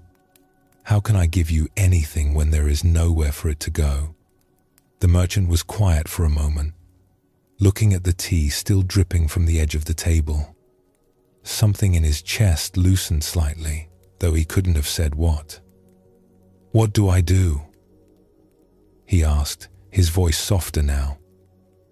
"First, you empty the cup," said the master. "Not all at once, perhaps, but little by little. You begin to notice when you are full, when your mind is overflowing with thoughts and worries, and you practice setting some of them down. You make space. You create room for silence, for presence, for something other than the endless noise of your own thinking. But how? My worries are real. My business really could fail. My competitors really are trying to take my customers. How can I just ignore these things?" The master shook his head. "I'm not asking you to ignore anything. A thought is not a problem. A worry is not a problem. The problem is when your mind is so crowded with thoughts and worries that there's no space left for anything else. You've filled your cup so completely that you can't even taste the tea." He gestured at the cup, still surrounded by the puddle of overflow. "When you drink tea, just drink tea. Don't drink your worries about tomorrow's meeting. Don't drink your regrets about yesterday's decision. Just taste what's in your mouth. Feel the warmth of the cup. Be here with this simple experience. That is where peace lives. Not in solving all your problems, not in eliminating all uncertainty, but in being fully present for this one moment, whatever it contains." The merchant stayed at the temple for 3 days. He didn't receive elaborate teachings or secret techniques. He simply practiced being present. He drank tea and just drank tea. He ate meals and just ate meals. He walked in the garden and just walked in the garden. At first, his mind rebelled. It kept pulling him back to his worries, back to his endless planning and calculating. But the master had given him a simple instruction. Whenever you notice you've drifted away, just come back. Don't fight the drifting. Don't judge yourself for it. Just notice and return. By the third day, something had shifted. The merchant still had thoughts about his business, but there was more space around them now.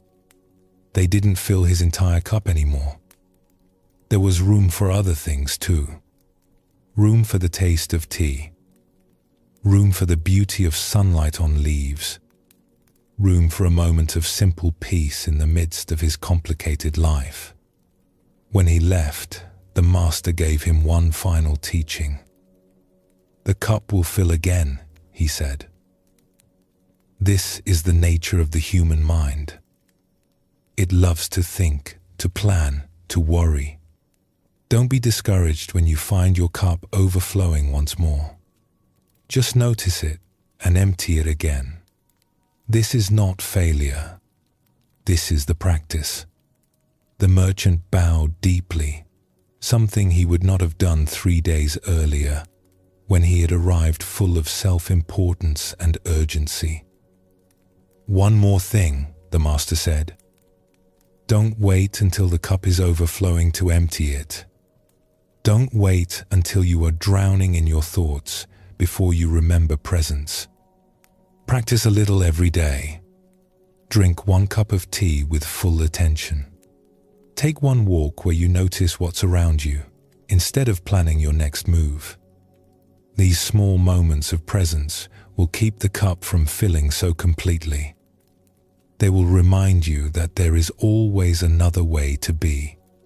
The merchant went back to his business, back to his competitors and his deals and his endless responsibilities. But he was different now, not because his circumstances had changed, but because he had learned to empty his cup. He had learned that peace was not something he had to achieve or earn or wait for. It was something he could touch in any moment, simply by being fully there for it. Years later, when the merchant was an old man, he would tell this story to his grandchildren. He would pour tea until the cup overflowed, making them laugh at the mess, and then he would explain what the master had taught him. He would say that it was the most valuable teaching he ever received, worth more than all the gold he had earned in his long career. Because the gold was spent now, but the ability to empty his cup, to return to presence, to find peace in the midst of activity that had been with him every day for the rest of his life. This is what the Zen masters mean when they talk about presence as refuge. Not escape from life's difficulties, but a way of meeting them differently. Not elimination of anxiety, but a place anxiety cannot follow you when you truly arrive there. The present moment is almost always okay. Really, pause and consider this. Right now, in this specific instant, as you read these words, are you in danger? Is something terrible happening to your body at this exact moment? Almost certainly not. Almost certainly, you are safe, breathing, existing in a moment that contains no actual emergency. The emergencies are in your thoughts. The danger is in your imagination. The catastrophe is in the future you're constructing in your mind. But here, now, in this breath, in this heartbeat, things are usually manageable. Even good. Even beautiful, if you can pause long enough to notice. This doesn't mean you ignore real problems or pretend everything is fine when it isn't. When action is needed, take action. When planning is necessary, plan. But recognize the difference between useful engagement with reality and anxious spinning in your imagination. The first happens in the present, addressing actual circumstances. The second happens in your head, fighting ghosts that may never appear. Let's talk practically about how to find this refuge, how to return to presence when your mind has wandered off into past or future.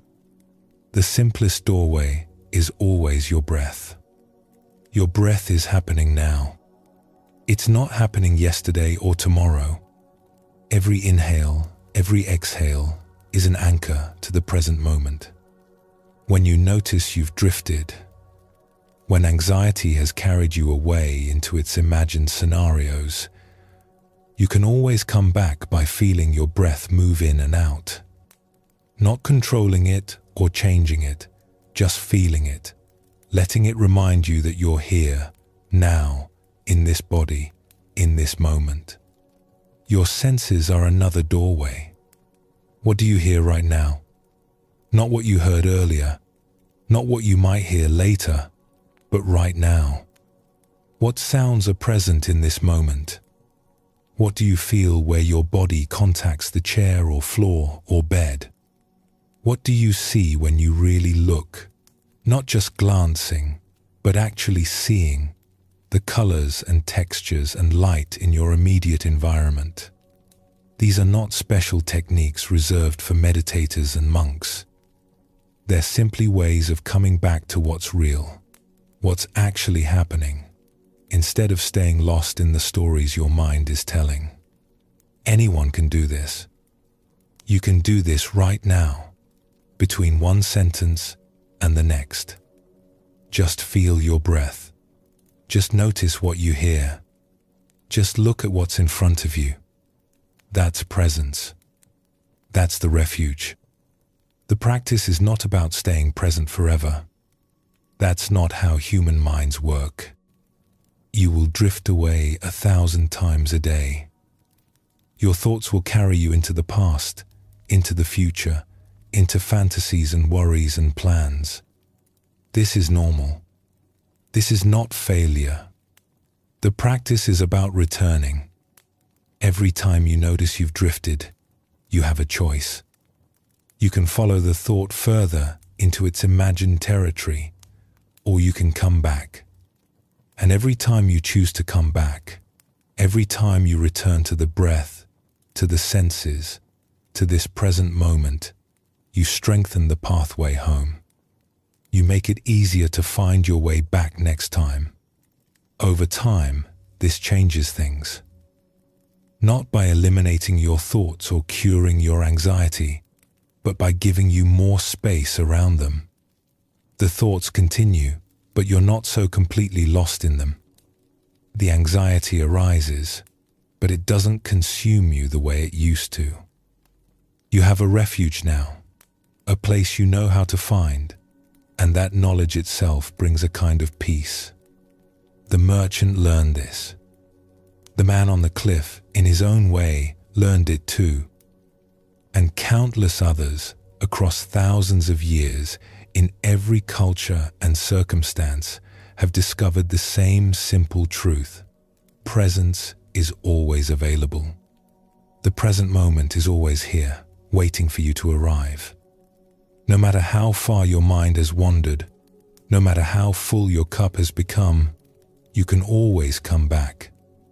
You can always begin again. There's something else important to understand about presence, something that might seem paradoxical at first. Being fully present doesn't mean everything feels good. Presence isn't about curating your experience to include only pleasant sensations and peaceful feelings. It's about being willing to be here for whatever is actually happening, including the difficult stuff. Sometimes what's present is grief. Sometimes it's fear. Sometimes it's physical pain or emotional turmoil or profound uncertainty. Presence doesn't mean escaping these experiences. It means meeting them directly, without the extra layer of resistance and avoidance that usually makes them worse. There's a difference between pain and suffering, as we discussed before. Pain is what's actually happening. Suffering is what we add through our struggle against it. When you're present with difficult experiences, without fighting them or running from them, you often find that they're more bearable than you expected.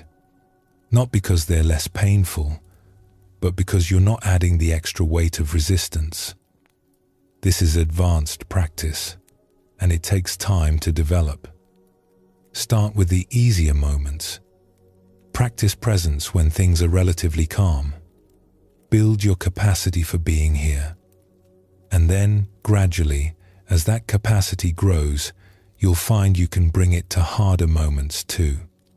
You'll find that even in difficulty, presence offers something valuable. Not escape, but a way of meeting what is without losing yourself in it. The man hanging from the vine didn't escape his situation. The tigers were still there, above and below. The mice were still gnawing. Nothing about his circumstances improved when he ate the strawberry. But he tasted it. He was fully present for that one moment of sweetness in the midst of his impossible situation. And that presence, that willingness to be where he was and experience what was available, transformed the moment from pure terror into something else, something that included terror but was larger than terror, something that had room for sweetness too. This is what presence offers you. Not a solution to your problems, not an escape from difficulty, not the elimination of anxiety, but a way of being here, fully here, for whatever your life actually contains, including the strawberries. Every breath is an invitation back to now. Every sensation is a doorway to presence. Every moment you remember to return, you step out of the imagined futures and remembered pasts where anxiety lives, and you come home to the only place life actually happens. You don't have to be good at this. You just have to practice it. Return and return and return. And slowly, breath by breath, moment by moment, you'll find that the refuge was here all along, waiting for you to arrive. Feel your next breath enter your body. Feel it leave. You are here, and that is enough.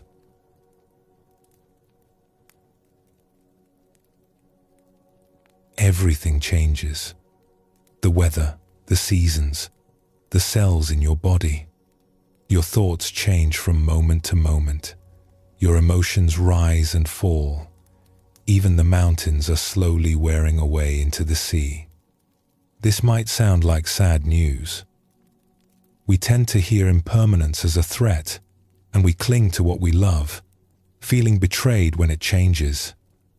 But Buddhism offers a completely different perspective. It suggests that impermanence is not tragedy, but liberation. That the very thing we fear most about life is also what makes freedom possible. That understanding impermanence deeply, not just intellectually but in your bones, can transform your relationship with anxiety in a way that nothing else can. The Buddha taught that impermanence, called anicca in the ancient Pali language, is one of the three fundamental marks of existence. Everything that arises also passes away. Every beginning contains its ending. Every moment is already becoming the next moment, flowing and changing without pause. When you truly understand this, something shifts. You stop clinging so desperately to the good, because you know it cannot stay. You stop fighting so hard against the difficult, because you know it cannot last. You find a different kind of peace, not the peace of permanence, which doesn't exist, but the peace of flowing with change rather than against it. And here's what matters most for those of us who struggle with anxiety. If everything changes, then your anxiety must change too. The panic you feel right now will not feel this way forever. The worry that seems so permanent, so much a part of who you are, is actually just weather passing through. It arose, it will pass, like everything else in this impermanent world. There is a story from the time of the Buddha that has been told for 2,500 years, passed down through countless generations, because it speaks to something so fundamental about human suffering and the possibility of peace. It is the story of a young mother named Kisa Gotami. Kisa Gotami lived in a small village in ancient India. She had grown up poor and unremarkable, and when she married, she moved into her husband's family home, where she was treated as a servant rather than a daughter. But then she gave birth to a son, and everything changed. The family celebrated. Her status transformed overnight. She was no longer invisible. She was the mother of the heir, and she was loved. She poured everything into this child. He was her joy, her meaning, her reason for living. She watched him learn to crawl, to walk, to speak his first words. She held him through fevers and nightmares. She couldn't imagine life without him. She didn't want to imagine it. Then, when the boy was still very young, he became ill. It happened quickly, as these things sometimes do. One day he was playing in the courtyard, and a few days later, he was dead. Kisa Gotami held his small body and felt her world collapse entirely. This could not be happening. This was not acceptable. This could not be real. She refused to accept that her son was gone. She carried his body through the village, knocking on every door, asking if anyone had medicine that could bring him back. People looked at her with pity and confusion. Some tried to explain gently that the child was beyond medicine now. Others turned away, unable to bear her grief. But Kisa Gotami kept searching, kept asking, kept believing that somewhere there must be a cure for death. Finally, someone suggested she visit the Buddha, who was teaching nearby. Perhaps this great sage would have the medicine she sought. Kisa Gotami made her way to where the Buddha was staying, still carrying her son's body, still hoping. She pushed through the crowd and fell at his feet, begging him for medicine that would restore her child to life. The Buddha looked at her with great compassion. He did not tell her that her son was dead and she needed to accept it. He did not lecture her on impermanence or the nature of suffering. Instead, he said, "I can help you. But first, you must bring me something. Go back to the village and bring me a mustard seed. Just one small mustard seed. But it must come from a house where no one has ever died. No parent, no child, no spouse, no sibling. A house that has never known death." Kisa Gotami felt hope surge in her chest. A mustard seed. That was all. Such a simple thing. She bowed to the Buddha and rushed back to the village, still carrying her son, now filled with desperate purpose. She knocked on the first door. An old woman answered. "Do you have a mustard seed?" Kisa Gotami asked. "Yes, of course," said the woman. "But tell me, has anyone in this house ever died?" The old woman's face changed. "My husband died 2 years ago. I miss him every day." Kisa Gotami moved to the next house. Yes, they had mustard seeds. But death had visited here too. A daughter, lost to fever. The father still wept when he spoke her name.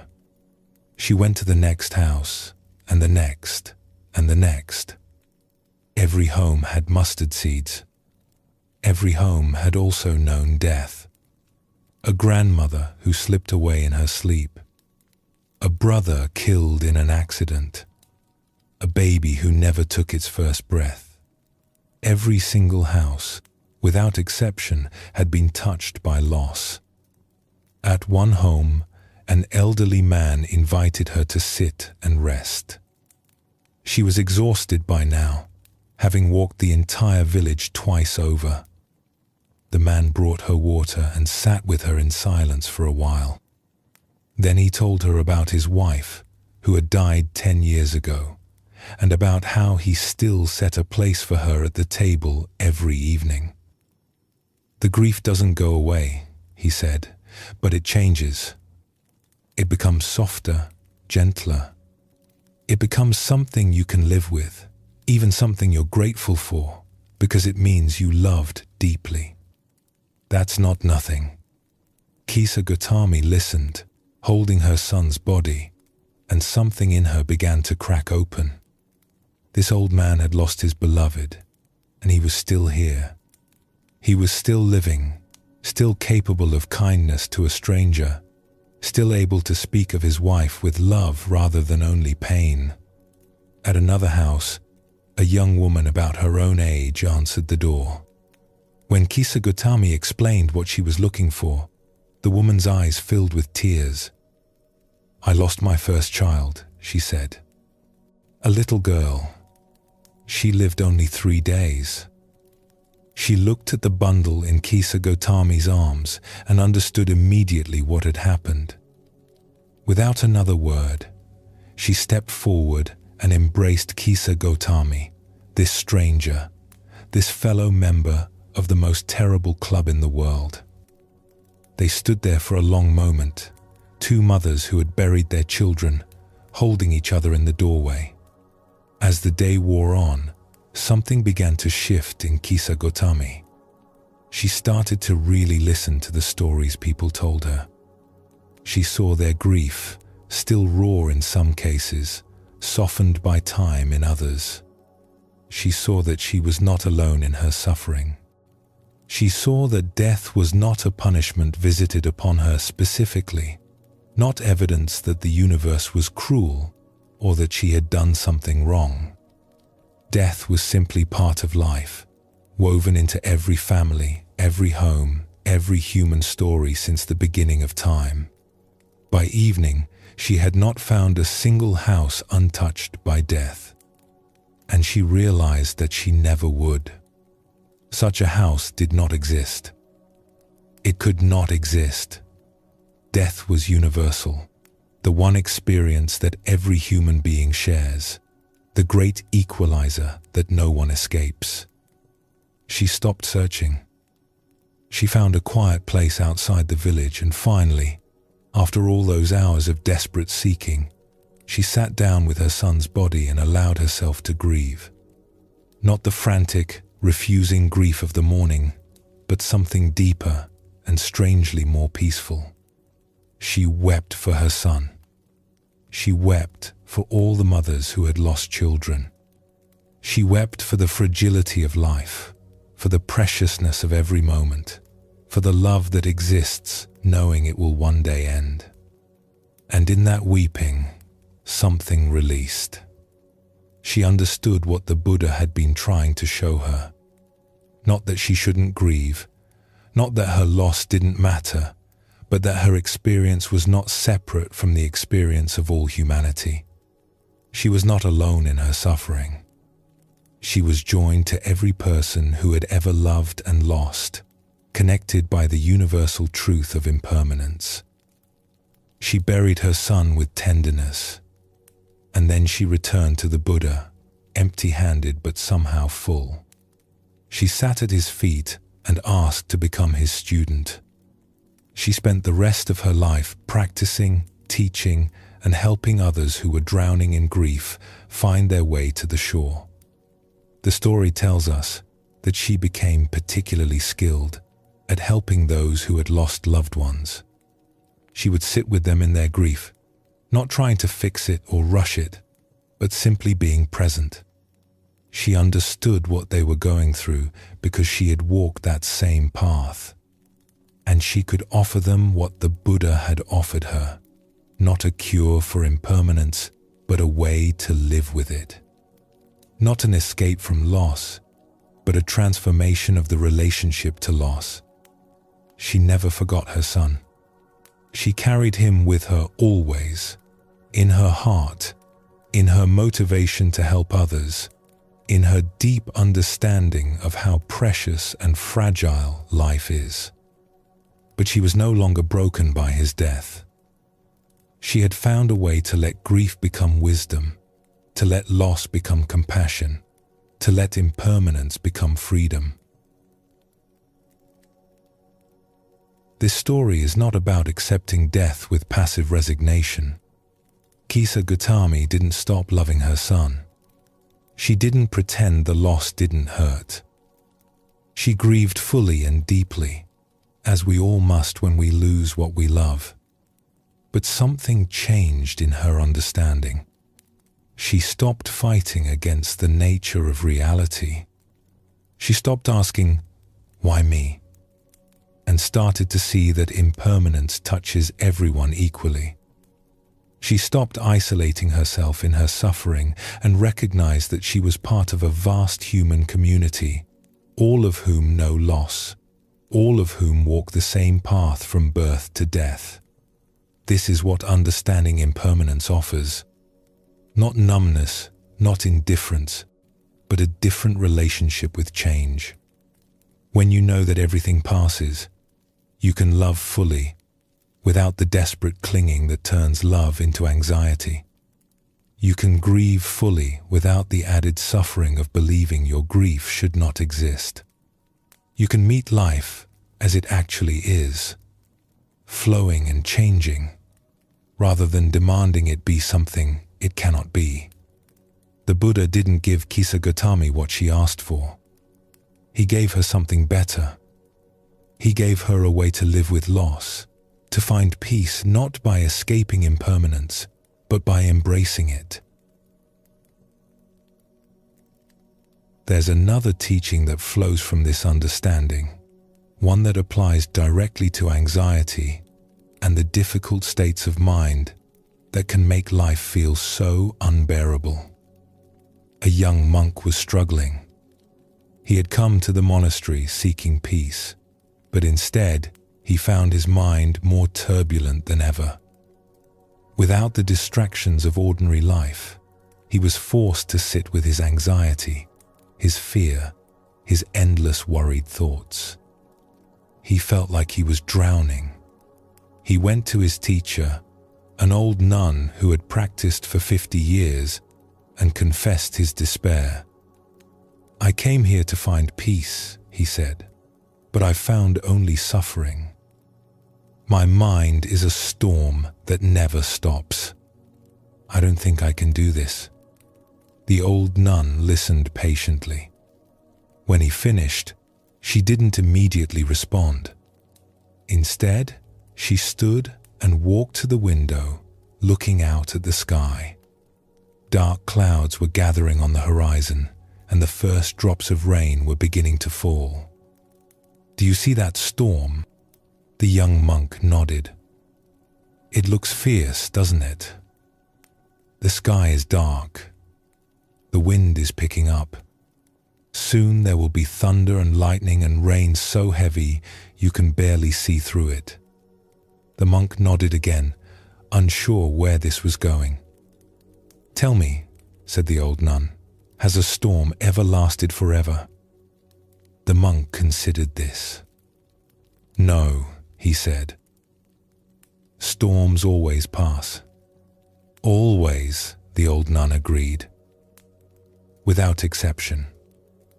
Some are brief, some last for days, but eventually every storm exhausts itself and the sky clears. This is simply how weather works. Do you argue with this? Do you think storms should be permanent? Of course not. Then why do you argue with the storms in your mind? Why do you believe that your anxiety will last forever when nothing else does?" The young monk was quiet. He had never thought of it quite this way. "Your difficult states are weather," the old nun said, turning from the window to look at him directly. "They are not climate.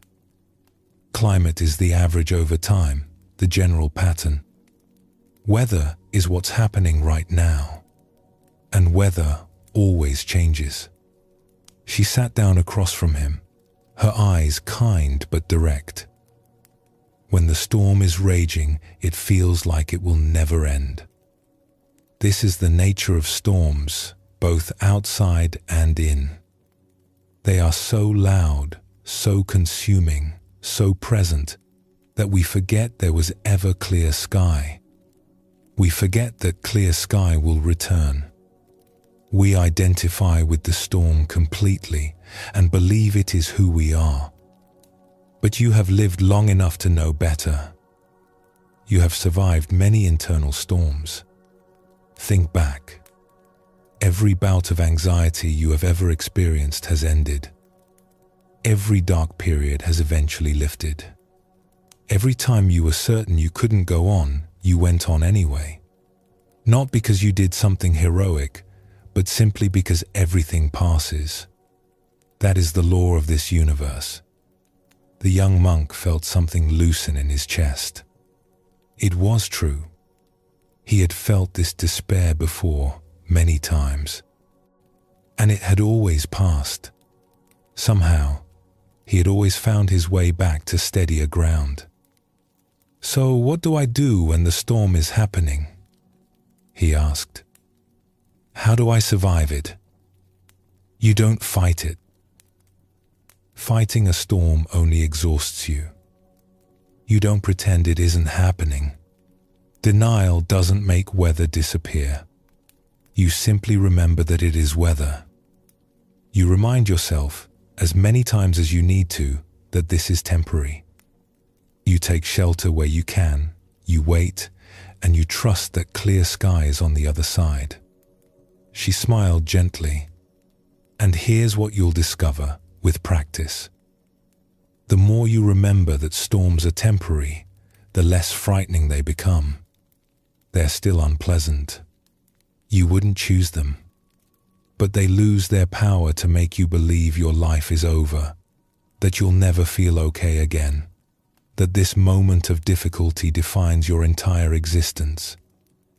You start to see them as just weather, and you stop taking them so personally.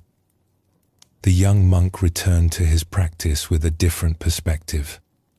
When anxiety arose, he didn't try to force it away, and he didn't collapse into believing it would last forever.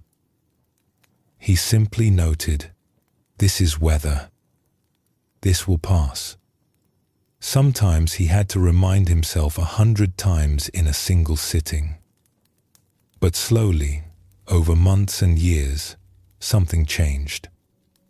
The storms still came, but he was no longer terrified of them. He knew how to wait.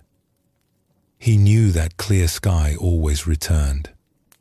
Years later, when he had become a teacher himself, a student came to him with the same desperate question he had once asked. And he told her about the old nun, about the storm outside the window, about weather and climate. He watched understanding dawn in her eyes, the same understanding that had once dawned in his. "But I should warn you," he added, "this teaching is simple but not easy. You will forget it 1,000 times. You will get lost in the storm and believe it will never end, over and over again.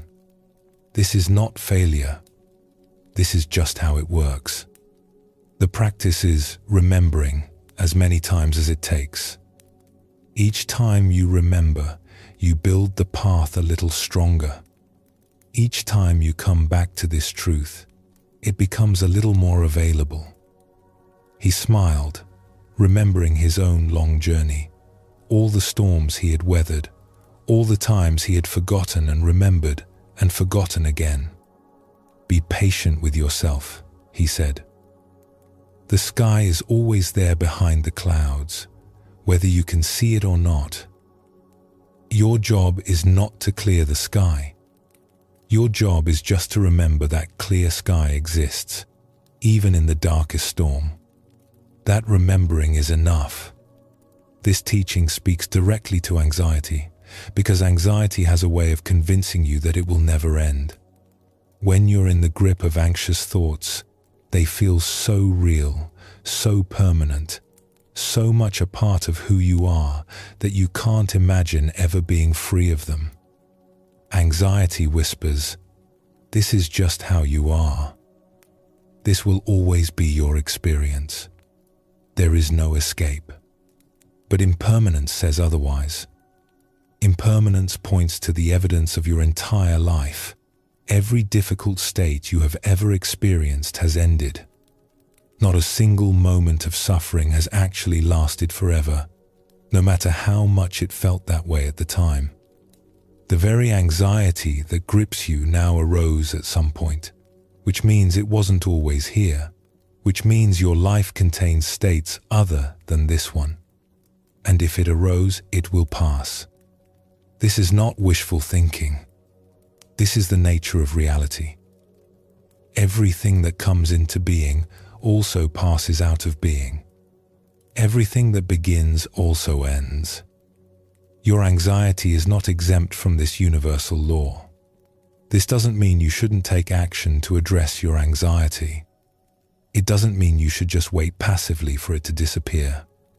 But it does mean you can hold it more lightly. You can stop adding the extra layer of suffering that comes from believing your current state is permanent.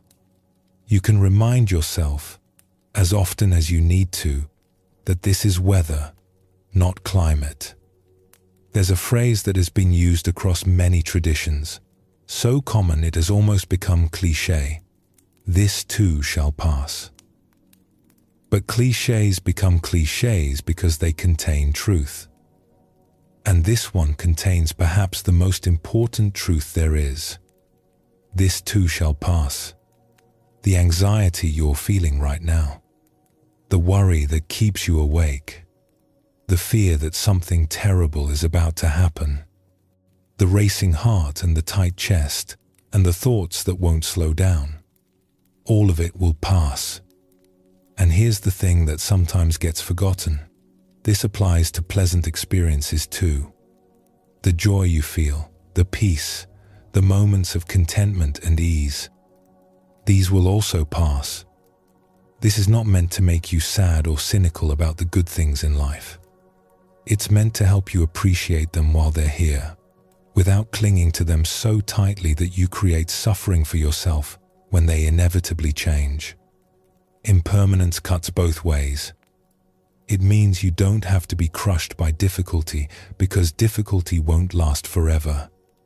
And it means you can be fully present for joy because joy is precious and fleeting and deserves your complete attention while it's here.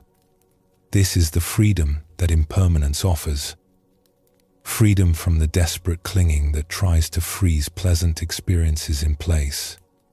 Freedom from the hopeless despair that believes painful experiences will never end.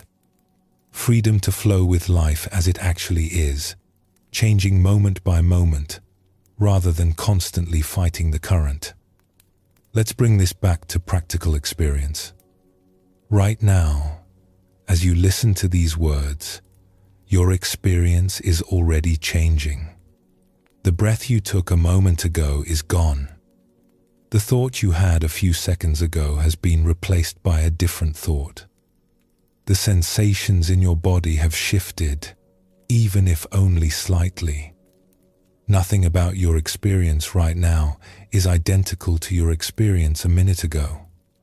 Nothing about your experience a minute from now will be identical to right now. You are a river, not a stone. You are weather, not a fixed object.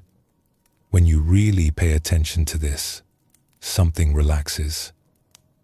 The solid sense of me having this problem starts to feel less solid.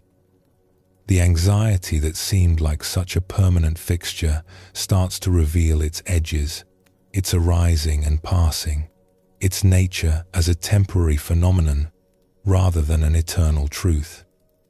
This is not intellectual understanding.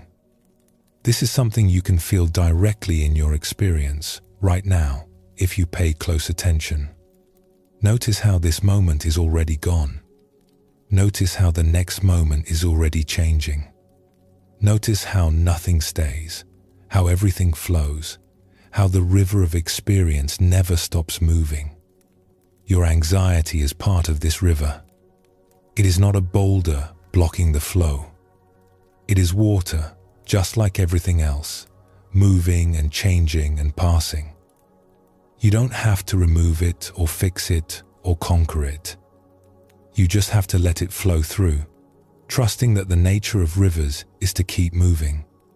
Kisa Gautami discovered this truth through walking from door to door, searching for a house that death had never touched. The young monk discovered it through years of watching his own internal storms arise and pass. And you can discover it too, through paying attention to your own experience, through noticing how nothing lasts, through remembering that every difficult moment in your past eventually ended. You have already survived everything life has thrown at you. Not because you're special, but because impermanence is the nature of things. The darkest moments passed.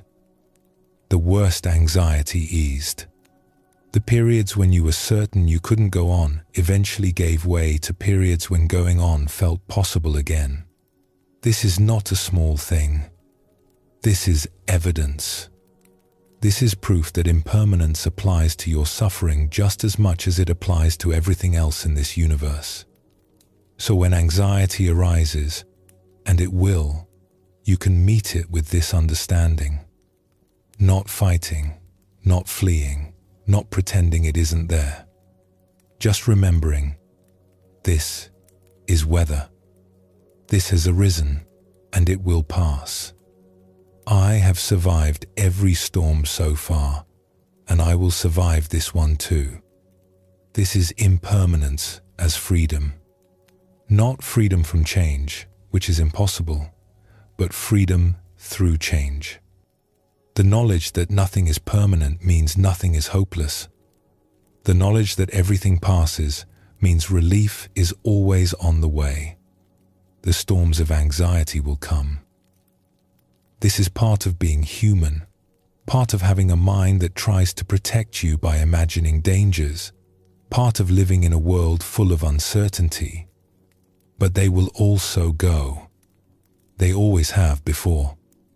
They always will again. You are not your storms. You are the sky in which they arise and pass. And the sky is never damaged by the weather that moves through it. Notice what is present for you right now. And notice that even as you notice it, it is already changing, already becoming something else.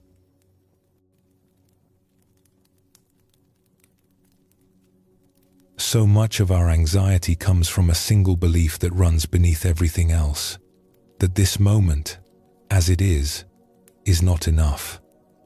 That we are not enough.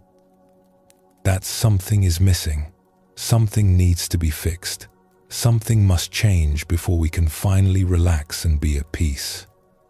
Buddhism has a word for this endless wanting, tanha. It's usually translated as craving or thirst, and it points to something deeper than simply wanting things. It's the constant reaching for the next moment, the perpetual dissatisfaction with what is, the feeling that life is happening somewhere else and we're missing it. You know this feeling. That restless sense that you should be doing something other than what you're doing. The inability to sit still without reaching for your phone. The way a pleasant moment gets interrupted by thoughts about what might go wrong, or what you should do next, or whether this will last. There's always something more to want, more to worry about, more to achieve before you can be okay. But what if you're already okay? What if this moment, exactly as it is, contains everything you actually need? Not everything you want, perhaps. Not the ideal circumstances you've been waiting for, but enough. Simply enough. This is one of the most radical teachings in Buddhism, and one of the hardest to accept in a culture that profits from your dissatisfaction. It says that contentment is possible right now, not when you get the promotion or find the relationship or solve all your problems. Now. There's an old story, told in many versions across different cultures, about a stonecutter who lived in a small village at the foot of a great mountain. This stonecutter spent his days chipping away at rock shaping blocks for buildings and bridges. It was hard work, and his hands were rough and calloused, his back always aching by evening.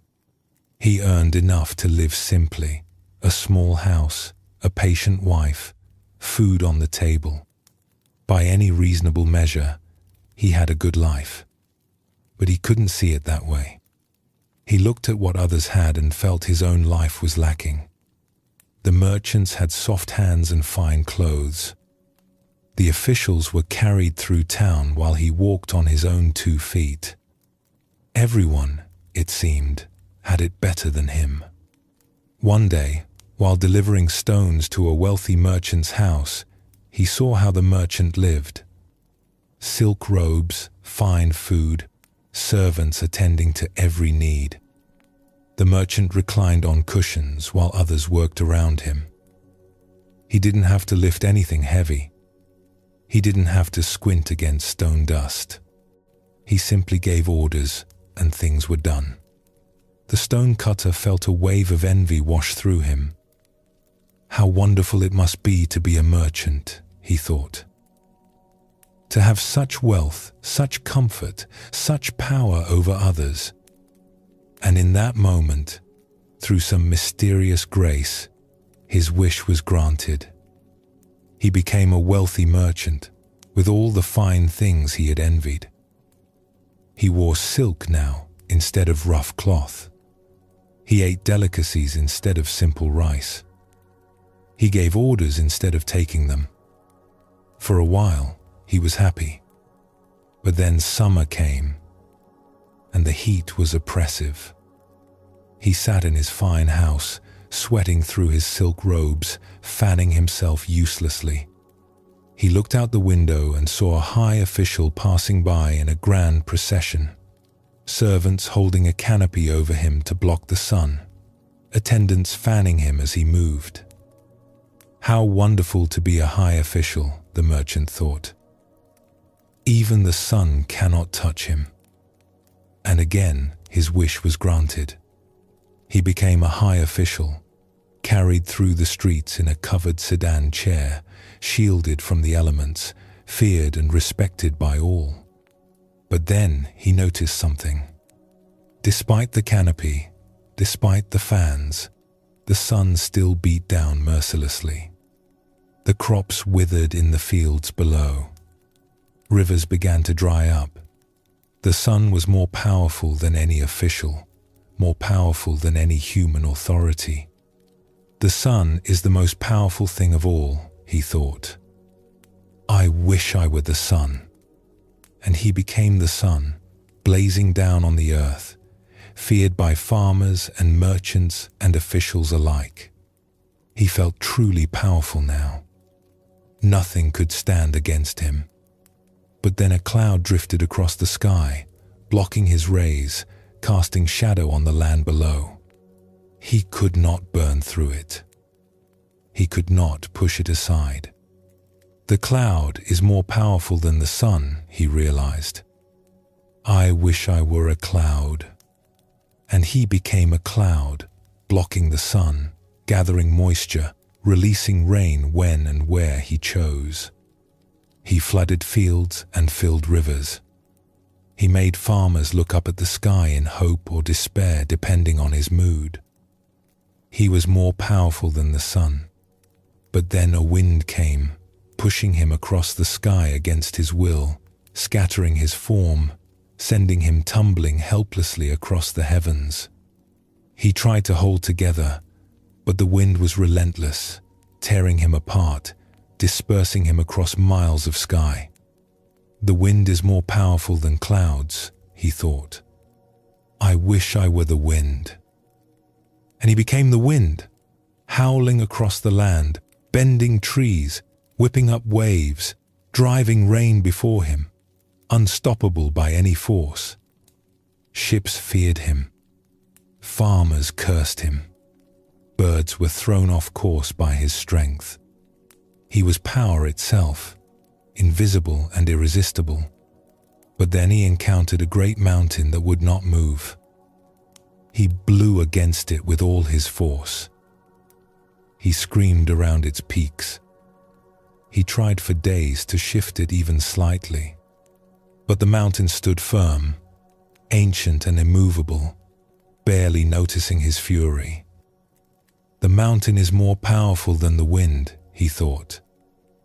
I wish I were a mountain. And he became a great mountain, tall and immovable, looking down on the world with stone indifference. The sun could not move him. The wind could not shake him. The clouds passed around him. He was the most powerful thing of all. But then he felt something at his base. A small, persistent tap, tap, tap. He looked down and saw a tiny figure with a hammer and chisel, chipping away at his stone. A stone cutter. And in that moment, the man understood. He had traveled in a great circle, chasing power, chasing position, always wanting to be something other than what he was. And where had it led him? Right back to where he started. The stone cutter was chipping away at the mountain, just as he had once chipped away at rock. Small, yes, but persistent, steady, content to do his work without wishing to be the sun or the wind or a cloud. The spell broke, and the man found himself back in his village, hammer in hand, stone before him. The sun was setting, casting long golden light across the quarry where he worked. His back still ached. His hands were still rough. His house was still small. But something had changed. He looked at his rough hands and remembered what it felt like to be silk-robed and soft, and he felt no envy. He looked at the setting sun and remembered burning down on the earth, and he felt no longing to return to that power. He felt only the simple pleasure of being exactly what he was, in exactly this place, doing exactly this work. His wife called him for dinner. He set down his tools and walked home, noticing the quality of light, the smell of cooking fire, the sound of his neighbors talking in their doorways. He had walked this path 1,000 times without seeing it. Tonight, he saw it. At dinner, his wife served the same simple rice and vegetables they ate every night. But tonight, he tasted it. He was present for the meal in a way he had never been before, when his mind was always reaching towards something better, something more. "You seem different," his wife said, watching him. "I went on a long journey today," he said, "and I ended up right back here. And for the first time, I don't want to be anywhere else." He lived the rest of his days as a stone cutter. He never became wealthy or powerful or famous. But he had found something that wealth and power could never buy: the ability to be satisfied with his own life, as it actually was, without needing it to be something else first. This story points to something important about the nature of wanting. We think that if we just get the next thing, we'll finally be satisfied. If we just achieve the next goal, reach the next level, acquire the next possession, then we'll be happy. But the goalposts keep moving. There's always something more to want, always another rung on the ladder, always someone who has what we don't. The stonecutter discovered what Buddhist teachers have been pointing to for thousands of years, that the problem isn't with what we have, but with the endless wanting itself. Peace doesn't come from getting more. It comes from realizing that what you have is already enough. This doesn't mean you stop working or striving or improving your life. The stonecutter still cut stone after his adventure. He still did his work, still earned his living, still participated fully in life. But he did it without the gnawing sense that he should be somewhere else, doing something else, being someone else. There's a word in Buddhism for this kind of contentment, santosa. It doesn't mean complacency or settling for less than you deserve. It means finding the sufficiency in what is, even while you work toward what could be. It means being at peace with this moment, even as you take steps toward the next. A student once went to a famous Zen master with a question that had been troubling him for years. "Master," he said, "I have read all the teachings. I have practiced meditation diligently. I understand that I should be content with what I have. But I'm not. I still want things. I still feel that something is missing. What is wrong with me?" The master didn't answer right away. Instead, he invited the student to join him for the midday meal. They sat together, and the master served them both rice and vegetables. Simple fare, nothing special. The master ate slowly, with obvious attention. He seemed to be enjoying every bite, as if it were the finest feast. The student ate quickly, barely tasting the food, eager to get back to his question. When the meal was finished, the master set down his bowl and looked at the student. "Did you taste the rice?" The student hesitated. "I ate it, yes." "That's not what I asked." "Did you taste it? Were you there for the eating of it?" The student realized he had barely noticed the food. He had been thinking about his question, about what the master would say, about his problem with contentment. The rice had just been fuel consumed while his mind was elsewhere. "Most people," the master said, "eat their rice while thinking about something else entirely. They sit with friends while planning tomorrow. They walk through beautiful gardens while rehearsing arguments. They lie in comfortable beds while worrying about things that may never happen. And then they wonder why they're not content." He smiled gently. "You say you want to be content with what you have, but you're never actually with what you have. Your body is here, but your mind is always reaching for something else. How can you know if this moment is enough when you've never truly arrived in it?" "But the wanting," the student pressed. "The feeling that something is missing. It's always there. The wanting is just another experience arising in consciousness," the master said. "It comes, it goes, like everything else. You don't have to obey it. You don't have to believe it when it says this isn't enough. You can notice the wanting without following it anywhere." He picked up the empty rice bowls. "Tomorrow, when you eat, just eat. When you walk, just walk. When you sit, just sit. Not to achieve contentment, but just to be where you are. Contentment doesn't come from getting what you want. It comes from being fully present for what you already have." The student began to practice in this way. It wasn't easy. His mind had spent decades reaching for the next thing, and it didn't stop reaching just because he told it to. But he kept coming back. When he noticed he was eating while planning, he returned to the taste of food. When he noticed he was walking while worrying, he returned to the feeling of his feet on the ground. At first, he could only manage a few moments of true presence before the mind pulled him away again. It was frustrating. He had expected that understanding the teaching would make it easy to practice. But the gap between understanding and embodiment was vast. He returned to the master after several weeks, discouraged. "I try to be present," he said, "but I fail constantly. My mind won't stay where I put it." The master laughed, not unkindly. "You've been training it to wander for your entire life. Now you're training it differently. This takes time." "How much time?" "How long did it take you to learn to read? To walk?"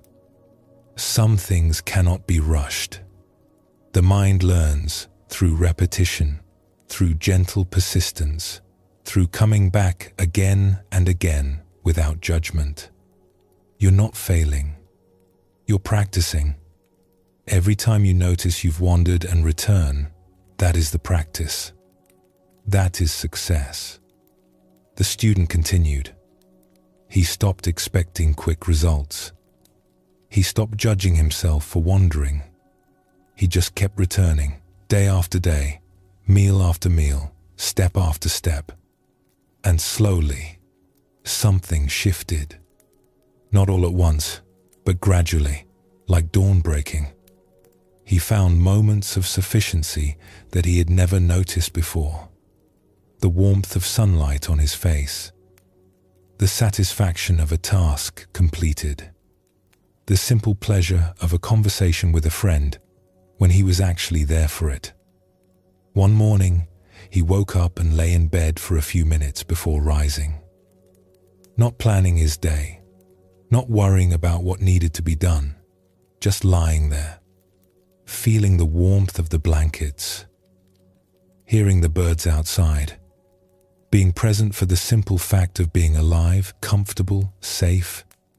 And he realized something. This was contentment.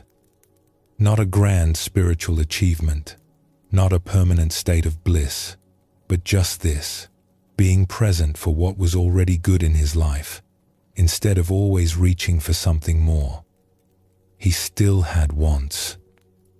He still had ambitions and preferences and goals. But they no longer ran his life. He could want something and still be at peace.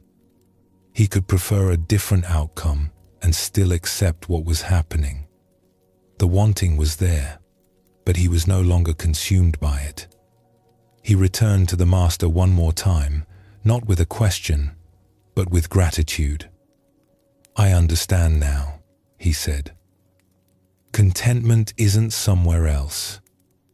It's here, when I'm actually here for it." The Master smiled and poured them both tea. "Then let's drink tea," he said. And they did. This is what contentment actually looks like. Not the absence of desire, but a different relationship to desire. Not getting everything you want, but being present for what you have.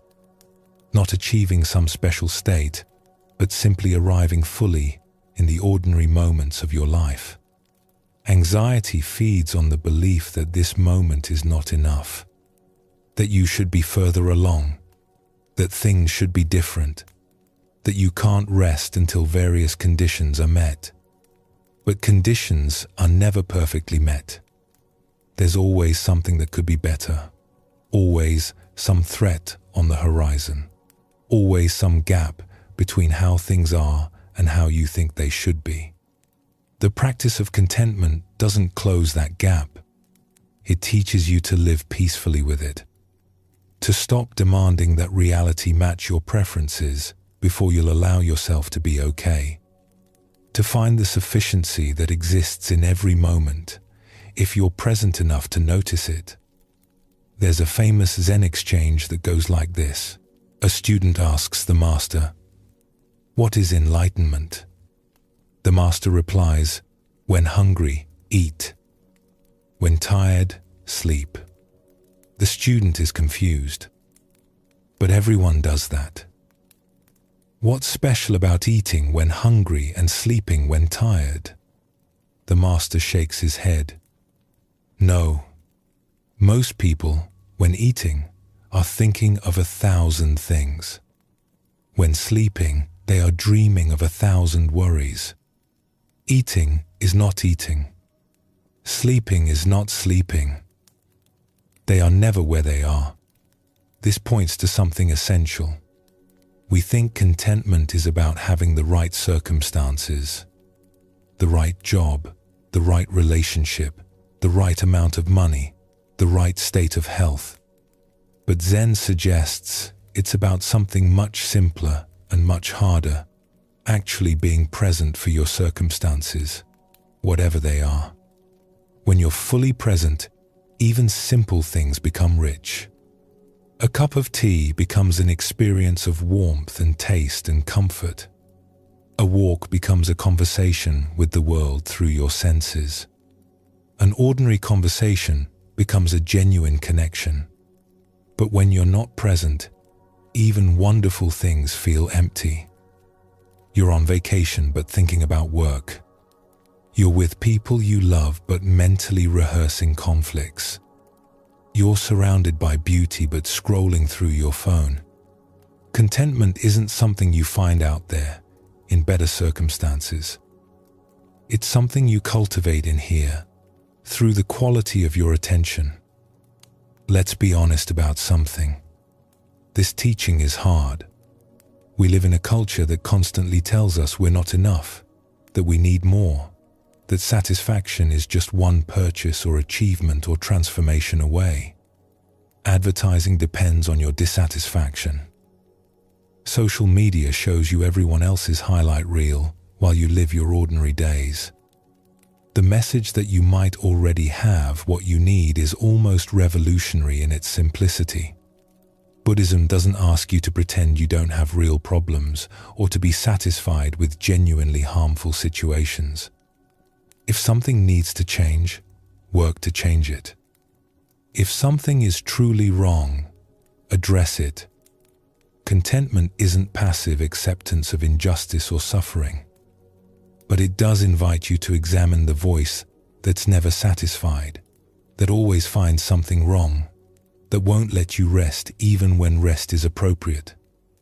It invites you to question whether your anxiety is actually helping you or just adding another layer of suffering to whatever you're facing.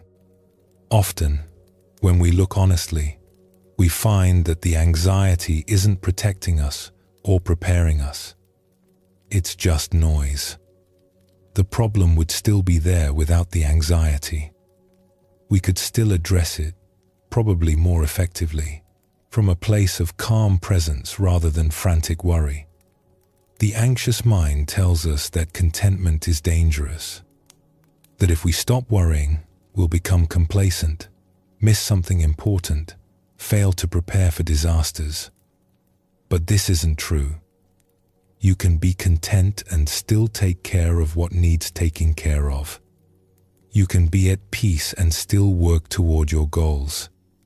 You can accept this moment as enough and still move thoughtfully into the next one. In fact, contentment often makes us more effective, not less. When we're not wasting energy on anxiety, we have more available for actually living. When we're not constantly reaching for the next thing, we can see more clearly what's right in front of us. Here's a simple practice you can try.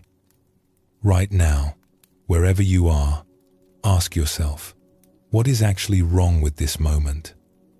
Not what might go wrong tomorrow. Not what went wrong yesterday. Not what could go wrong in the imagined future your mind is constructing. Right now, in this specific moment, what is actually wrong? Usually, when we ask this question honestly, we find that the present moment is okay. We're breathing.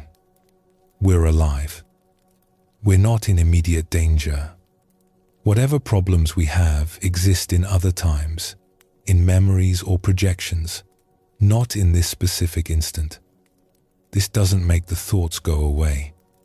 It doesn't solve anything, but it creates a small gap, a moment of perspective. You can see that the anxiety is about something other than right now, and right now is actually okay. Try it again. Right here, right now. Are you okay? The roof over your head, if you have one. The breath in your lungs. The fact that you're able to listen to these words, that you have the time and inclination to seek peace. These are not nothing. These are, in fact, quite a lot. This is not about ignoring real problems or pretending everything is fine. It's about recognizing that most of the time, in most moments, we have what we need. The insufficiency we feel is usually about some other moment, some imagined scenario, some comparison to what we think we should have. This is the beginning of contentment. Not a grand declaration that everything is perfect, but a simple recognition that this moment, as it is workable. You can be here for it. You can meet it. You don't have to wait for better circumstances to begin being present for your life. The stonecutter traveled through all those forms, seeking power and position, always thinking the next thing would finally be enough. But he could only find peace when he stopped running, stopped wanting to be somewhere else, and settled into being exactly where he was. The student ate his rice while thinking about contentment, missing the contentment that was available right there in the eating. He could only find what he was looking for when he stopped looking and started actually tasting his food, actually living his life. These stories point to the same truth from different angles. What you're looking for isn't out there. It's here, in the quality of your presence, in your willingness to actually arrive in the moments you're given. You already have enough, not in some abstract spiritual sense, but practically, right now, in this breath, in this moment. The sufficiency you seek is here. It always has been. The stonecutter went all the way around the world in his wanting. The student sat through countless meals with his mind elsewhere. Both of them had to learn the same lesson. What they were looking for was already present, hidden only by their constant reaching for something else. You don't have to travel that far. You can begin right now, with this breath, with this moment, by letting it be enough. Take a breath and notice where you are. For just this moment, let it be enough.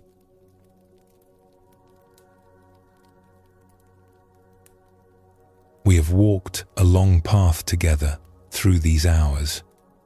We've explored the restless mind and learned to watch it without being swept away. We've discovered stillness in the midst of motion and chaos. We've practiced the gentle art of letting go. We've found that presence is a refuge where anxiety cannot follow.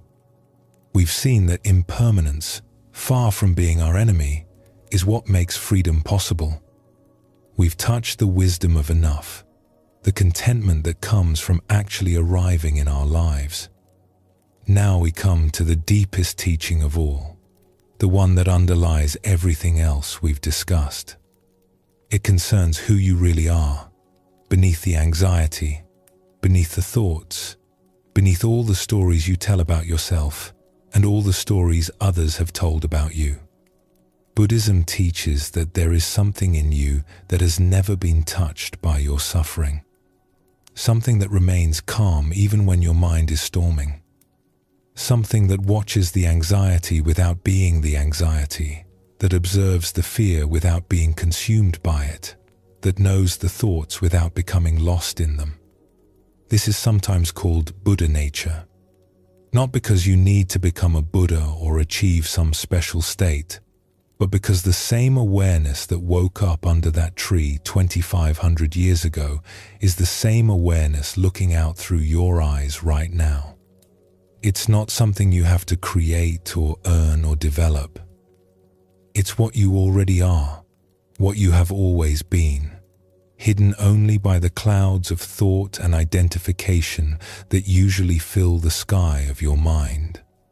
The anxious mind says you are broken.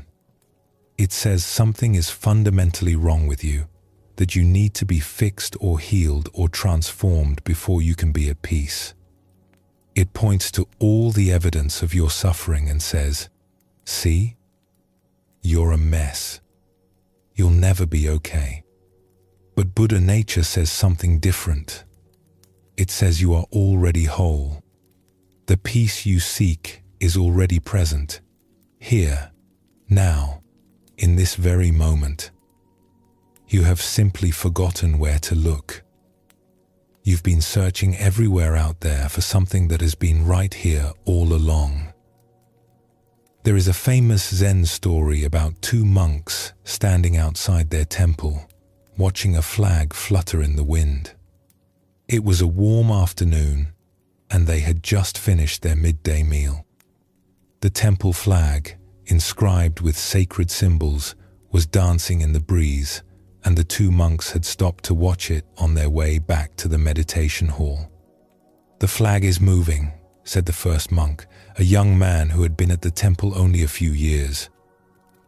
"No," said the second monk, older and more experienced. "The wind is moving. The flag itself does nothing. It's the wind that creates the movement." "But look at it," the first monk insisted. "The flag is clearly moving. I can see it with my own eyes. The flag goes back and forth, rippling and waving. How can you say it's not moving? The flag only appears to move because the wind pushes it. Without wind, the flag would hang still. Therefore, it's the wind that truly moves. The flag is passive." They argued back and forth, each convinced he was right. "The flag is moving." "No, the wind is moving." "The flag." "The wind." Their debate grew heated, voices rising, neither willing to concede. Other monks began to gather, some taking one side, some the other.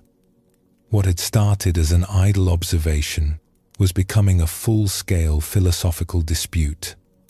A senior teacher happened to be passing by and overheard their argument. He stopped and watched them for a moment, these earnest monks so caught up in their disagreement that they had forgotten they were supposed to be practicing peace. He could see their faces flushed with the need to be right, their bodies tense with the effort of convincing each other. "You are both wrong," he said quietly. The monks fell silent and turned to face him. The crowd that had gathered parted to let him through. "It is not the flag that moves. It is not the wind that moves." He paused, looking at each of them with gentle but penetrating eyes. "It is your mind that moves." The monks stood there, mouths open, the argument suddenly empty. They looked at the flag, still fluttering. They felt the wind, still blowing, and something shifted in their understanding. Nothing had changed about the scene in front of them. The flag still moved in the wind, or the wind still moved the flag, however you wanted to describe it. But their argument, their heated debate, their certainty that they were right and the other was wrong, all of that was happening in their minds. The movement they were arguing about was less important than the movement of their own thoughts, their own positions, their own need to be correct. The young monk later said it was the most important moment of his training.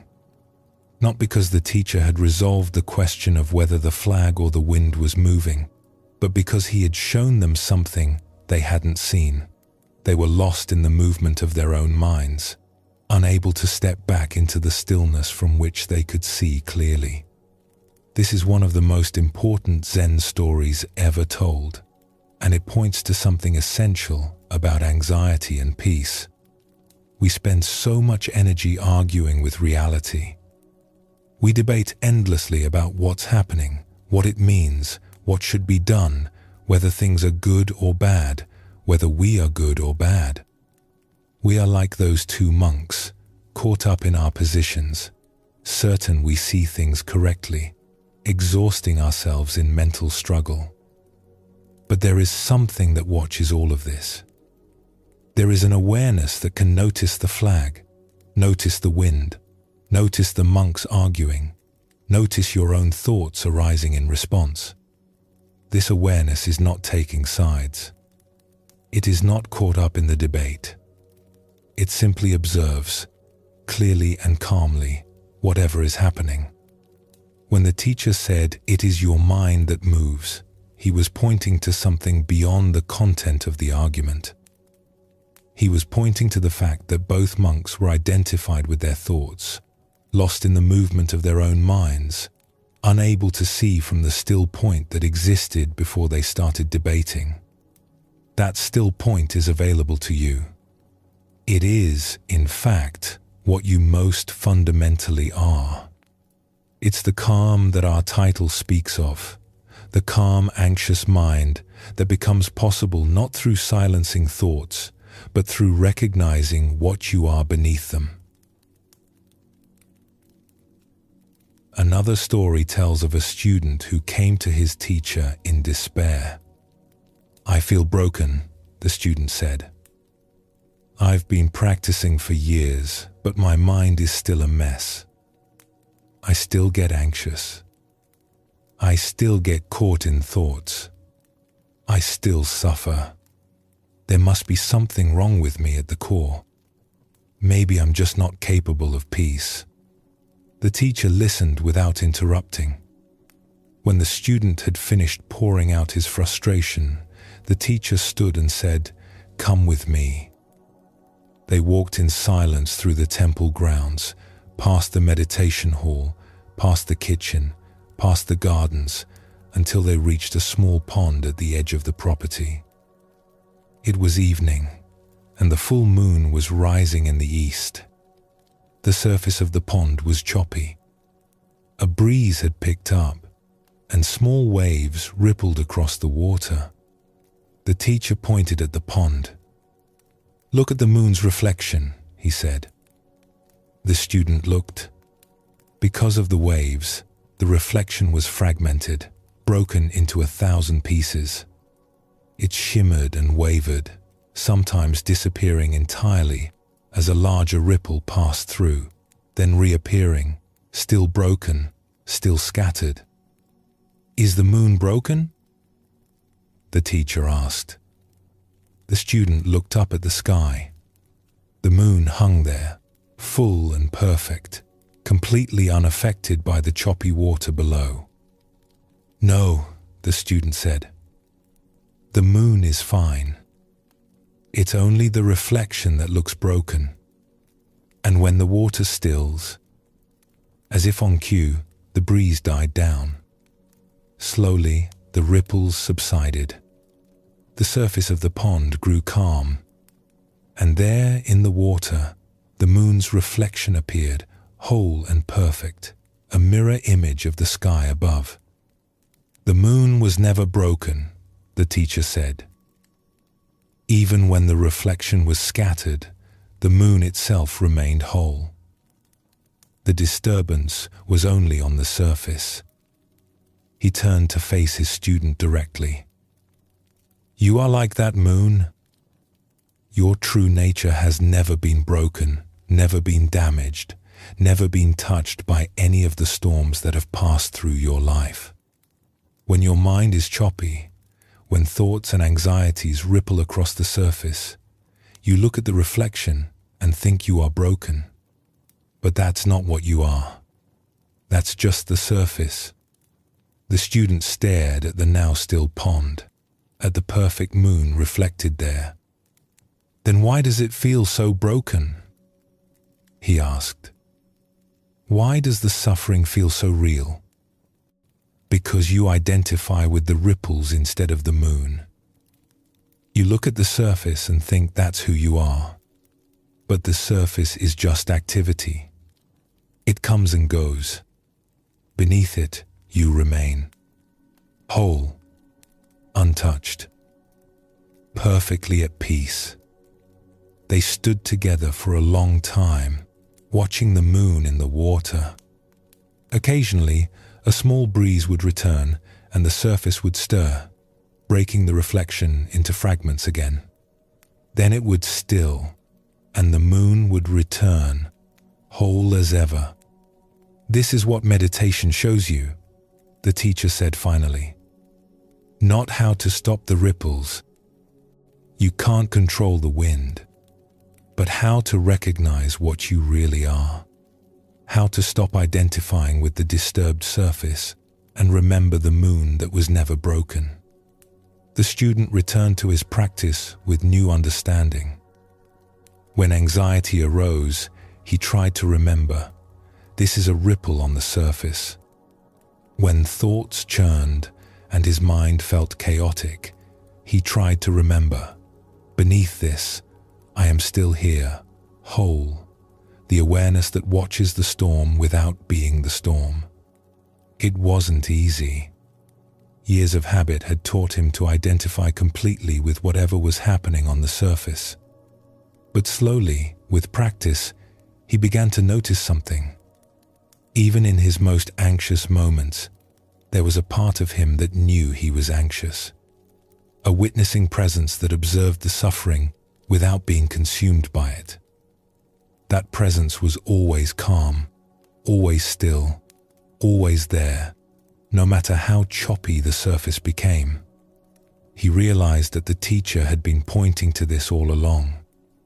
Not to some special state he needed to achieve, but to something that was already present, already whole, already at peace. He just had to learn to recognize it, to rest in it, to remember it when the ripples made him forget. Years later, when this student had become a teacher himself, he would often take his own students to that same pond on full moon nights. He would wait until the water was still, let them see the perfect reflection, and then throw a stone into the center. "Is the moon broken?" he would ask, as ripples scattered the image into 1,000 fragments. "No," his students would say, understanding. "Then don't believe your mind when it tells you that you are." He would often add one more thing, something his teacher hadn't said but that he had discovered through his own practice. The ripples are not a problem. The water is allowed to move. But you must remember what you are looking for. If you want to see the moon clearly, wait. Be patient. The water always stills eventually. And when it does, you will see that what you thought was broken was whole all along. This is what all the Zen masters point to. You are not your thoughts. You are not your emotions. You are not the anxiety that visits you, or the fear that grips you, or the worry that won't let go. You are the awareness in which all of this appears. Think about it for a moment. When you're anxious, there's anxiety, yes. But there's also the knowing of anxiety. Something is aware that this experience is happening. Something notices the racing heart, the spinning thoughts, the uncomfortable sensations. What is that something? It's not the anxiety itself. The anxiety is the experience. But there's also an experiencer, a witness, an awareness that knows the anxiety is happening. And that awareness is not itself anxious. It can't be. Awareness is like a mirror. A mirror reflects whatever appears before it, but it never becomes what it reflects. A mirror can show fire without burning. It can show water without getting wet. It can show the most terrible images without being harmed, the most beautiful images without grasping at them. It remains unchanged by whatever passes across its surface. You are like that mirror. Experiences pass through you. Thoughts arise and dissolve. Emotions come and go. Sensations appear and disappear. But the awareness that knows all of this remains. It doesn't come and go. It's always here. The constant background to every experience you've ever had. When you were 5 years old, you were aware. The content was different. The thoughts were different. The body was different. But the fundamental quality of being aware was the same. When you're 90, if you live that long, you'll still be aware. The content will have changed countless times, but awareness itself will remain unchanged, untouched. The same consciousness that has been with you through everything. This is what the Zen masters are pointing to when they talk about your true nature. Not some mystical state you have to achieve, but the simple fact of awareness that is present right now, in this very moment, reading these words. And when you rest in that awareness, instead of being caught in the content that passes through it, something shifts. The anxiety might still be there, but you're not identified with it. The thoughts might still spin, but you're watching from a place of stillness. You're the moon, not the ripples. You're the sky, not the clouds. You're the mirror, not the images that appear in it. Let's bring together everything we've explored in our time together. We set out to calm the anxious mind, and we've discovered that calming doesn't mean silencing or conquering. It means understanding. It means changing our relationship to what arises rather than fighting against it. We began by looking at the restless mind, the monkey swinging from branch to branch, and we learned that we don't have to follow every thought that arises. Thoughts are like empty boats, just drifting by, and we suffer when we add stories about them that aren't true. The master told his student that thoughts arise and pass on their own, like leaves falling from a tree, and our work is simply not to climb onto everyone. We explored stillness and discovered that peace isn't something we achieve through effort, but something we uncover when we stop struggling.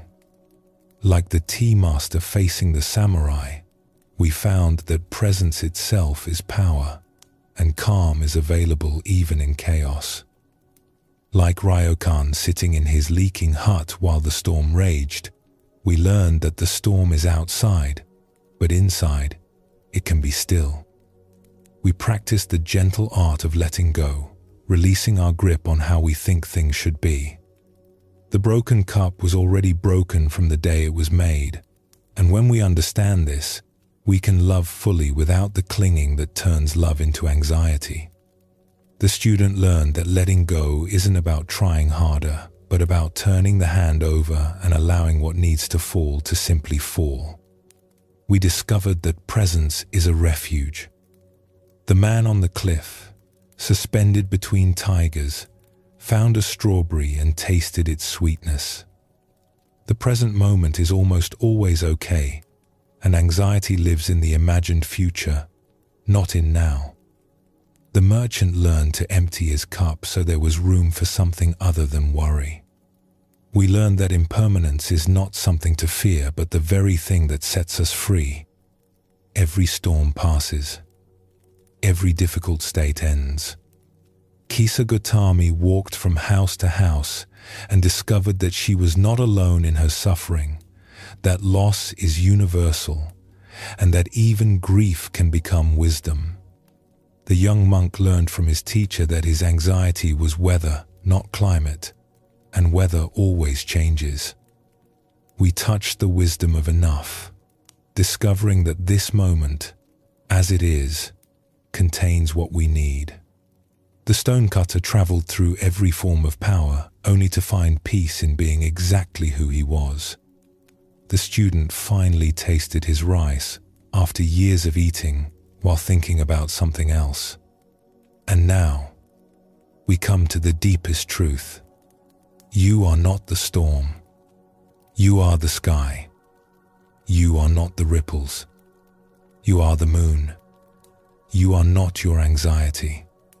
You are the awareness in which anxiety appears and dissolves, comes and goes, rises and falls, like everything else in this impermanent world. This is your true nature. It has never been damaged by anything that has happened to you. It is not broken and does not need fixing. It is simply here, waiting to be recognized, waiting for you to stop identifying with the passing weather and remember the vast sky that you are. The Buddha's final words to his students are among the most famous in spiritual history. He was dying, and his followers gathered around him, heartbroken and afraid. They asked him who would guide them when he was gone, who would teach them, where they should turn for wisdom. And he said, "Be a lamp unto yourself." He didn't say, "Find a lamp out there somewhere." He didn't say, "Wait for someone to bring you light."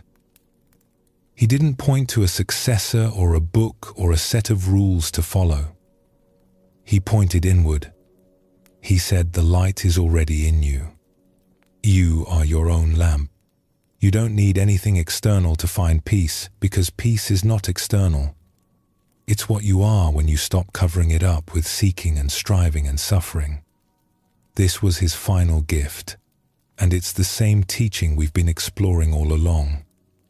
You don't need to go anywhere or become anything. You just need to recognize what you already are. To stop, look, and see. This doesn't mean you won't have difficult times. You will. You're human, and human life includes pain, loss, uncertainty, and fear. The thoughts will still come. The emotions will still arise. The storms will still blow through. Being awake to your true nature doesn't mean you stop being human. But you can meet all of it from a different place now. From the place of stillness that exists beneath the noise. From the awareness that watches without being swept away. From the moon that remains whole no matter how choppy the surface becomes. When the Buddha told his students to be lamps unto themselves, he wasn't abandoning them. He was telling them the deepest truth he knew, that they already had everything they needed. That the teacher they were looking for wasn't outside them, wasn't going to die with him, wasn't something they could lose. It was their own awareness, their own capacity to see clearly, their own true nature that had been there all along. The same is true for you. You are already home. You have always been home. The peace you've been seeking everywhere else has been right here, waiting patiently for you to turn around and notice it.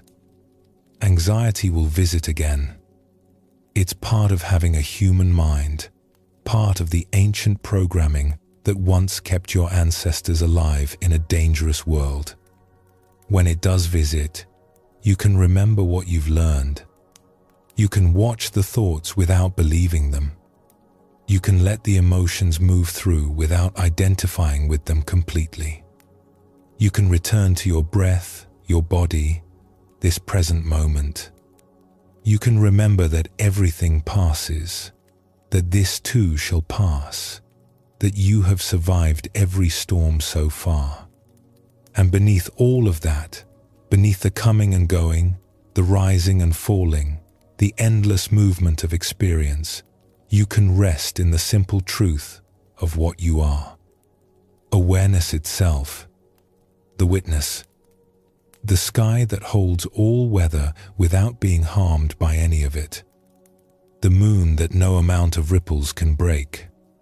This is not something you need to become.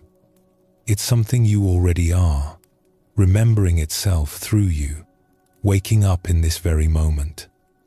Every time you notice that you are aware, you are touching your true nature. Every time you step back from the content of experience and rest in the awareness that knows the content, you are coming home. The journey to calm the anxious mind ends where it began, right here, right now, in this breath, in this moment, in this awareness that has been with you all along. There is a final story, and it's the simplest of all. A student asked a Zen master, "What is the most important thing?" The master said, "Attention." "And what is the second most important thing?" "Attention." "And the third?" "Attention." That's the whole teaching. Pay attention. Be present. Notice what is, without adding stories. Return, again and again, to this moment, this breath, this awareness that you are. Everything else we've discussed is just elaboration on this one simple point. The restless mind calms when you pay attention to it rather than being lost in it. Stillness arises when you pay attention to the present moment. Letting go happens when you pay attention to how you're holding on. Presence becomes a refuge when you pay attention to being here. Impermanence reveals itself when you pay attention to how everything changes. Contentment emerges when you pay attention to what you already have. And your true nature is recognized when you pay attention to who is paying attention. You don't need to go anywhere. You don't need to become anything. You just need to wake up, right here, right now, to what has been true all along. You are not your anxiety. You are the calm awareness in which anxiety comes and goes. You are not your restless thoughts. You are the stillness that watches them rise and fall. You are not your suffering. You are the peace that holds all suffering with compassion. This is who you have always been. This is who you will always be. And in recognizing this, again and again, moment after moment, you find the calm that no storm can touch, the peace that passes understanding, the home you never really left. Rest now as what you are. Let everything else come and go. Every breath is an opportunity to return. Every moment of noticing that you've wandered is a moment of waking up. You can't get this wrong. You can only keep practicing. The Zen stories and Buddhist teachings we've explored come from a tradition that has helped people find peace for over 2,000 years. You're not alone in this. Countless others have walked this same path, felt this same restlessness, and found their way through. You are part of a long lineage of seekers who discovered that what they were looking for was never far away. The peace you seek is already here. It lives in the stillness beneath your thoughts, in the awareness that watches everything come and go, in the simple fact of being present for your own life. Be gentle with yourself. Be patient with the practice. And know that you can return to this refuge whenever you need to. Sleep well, and thank you for joining us here at Sleepy Monk.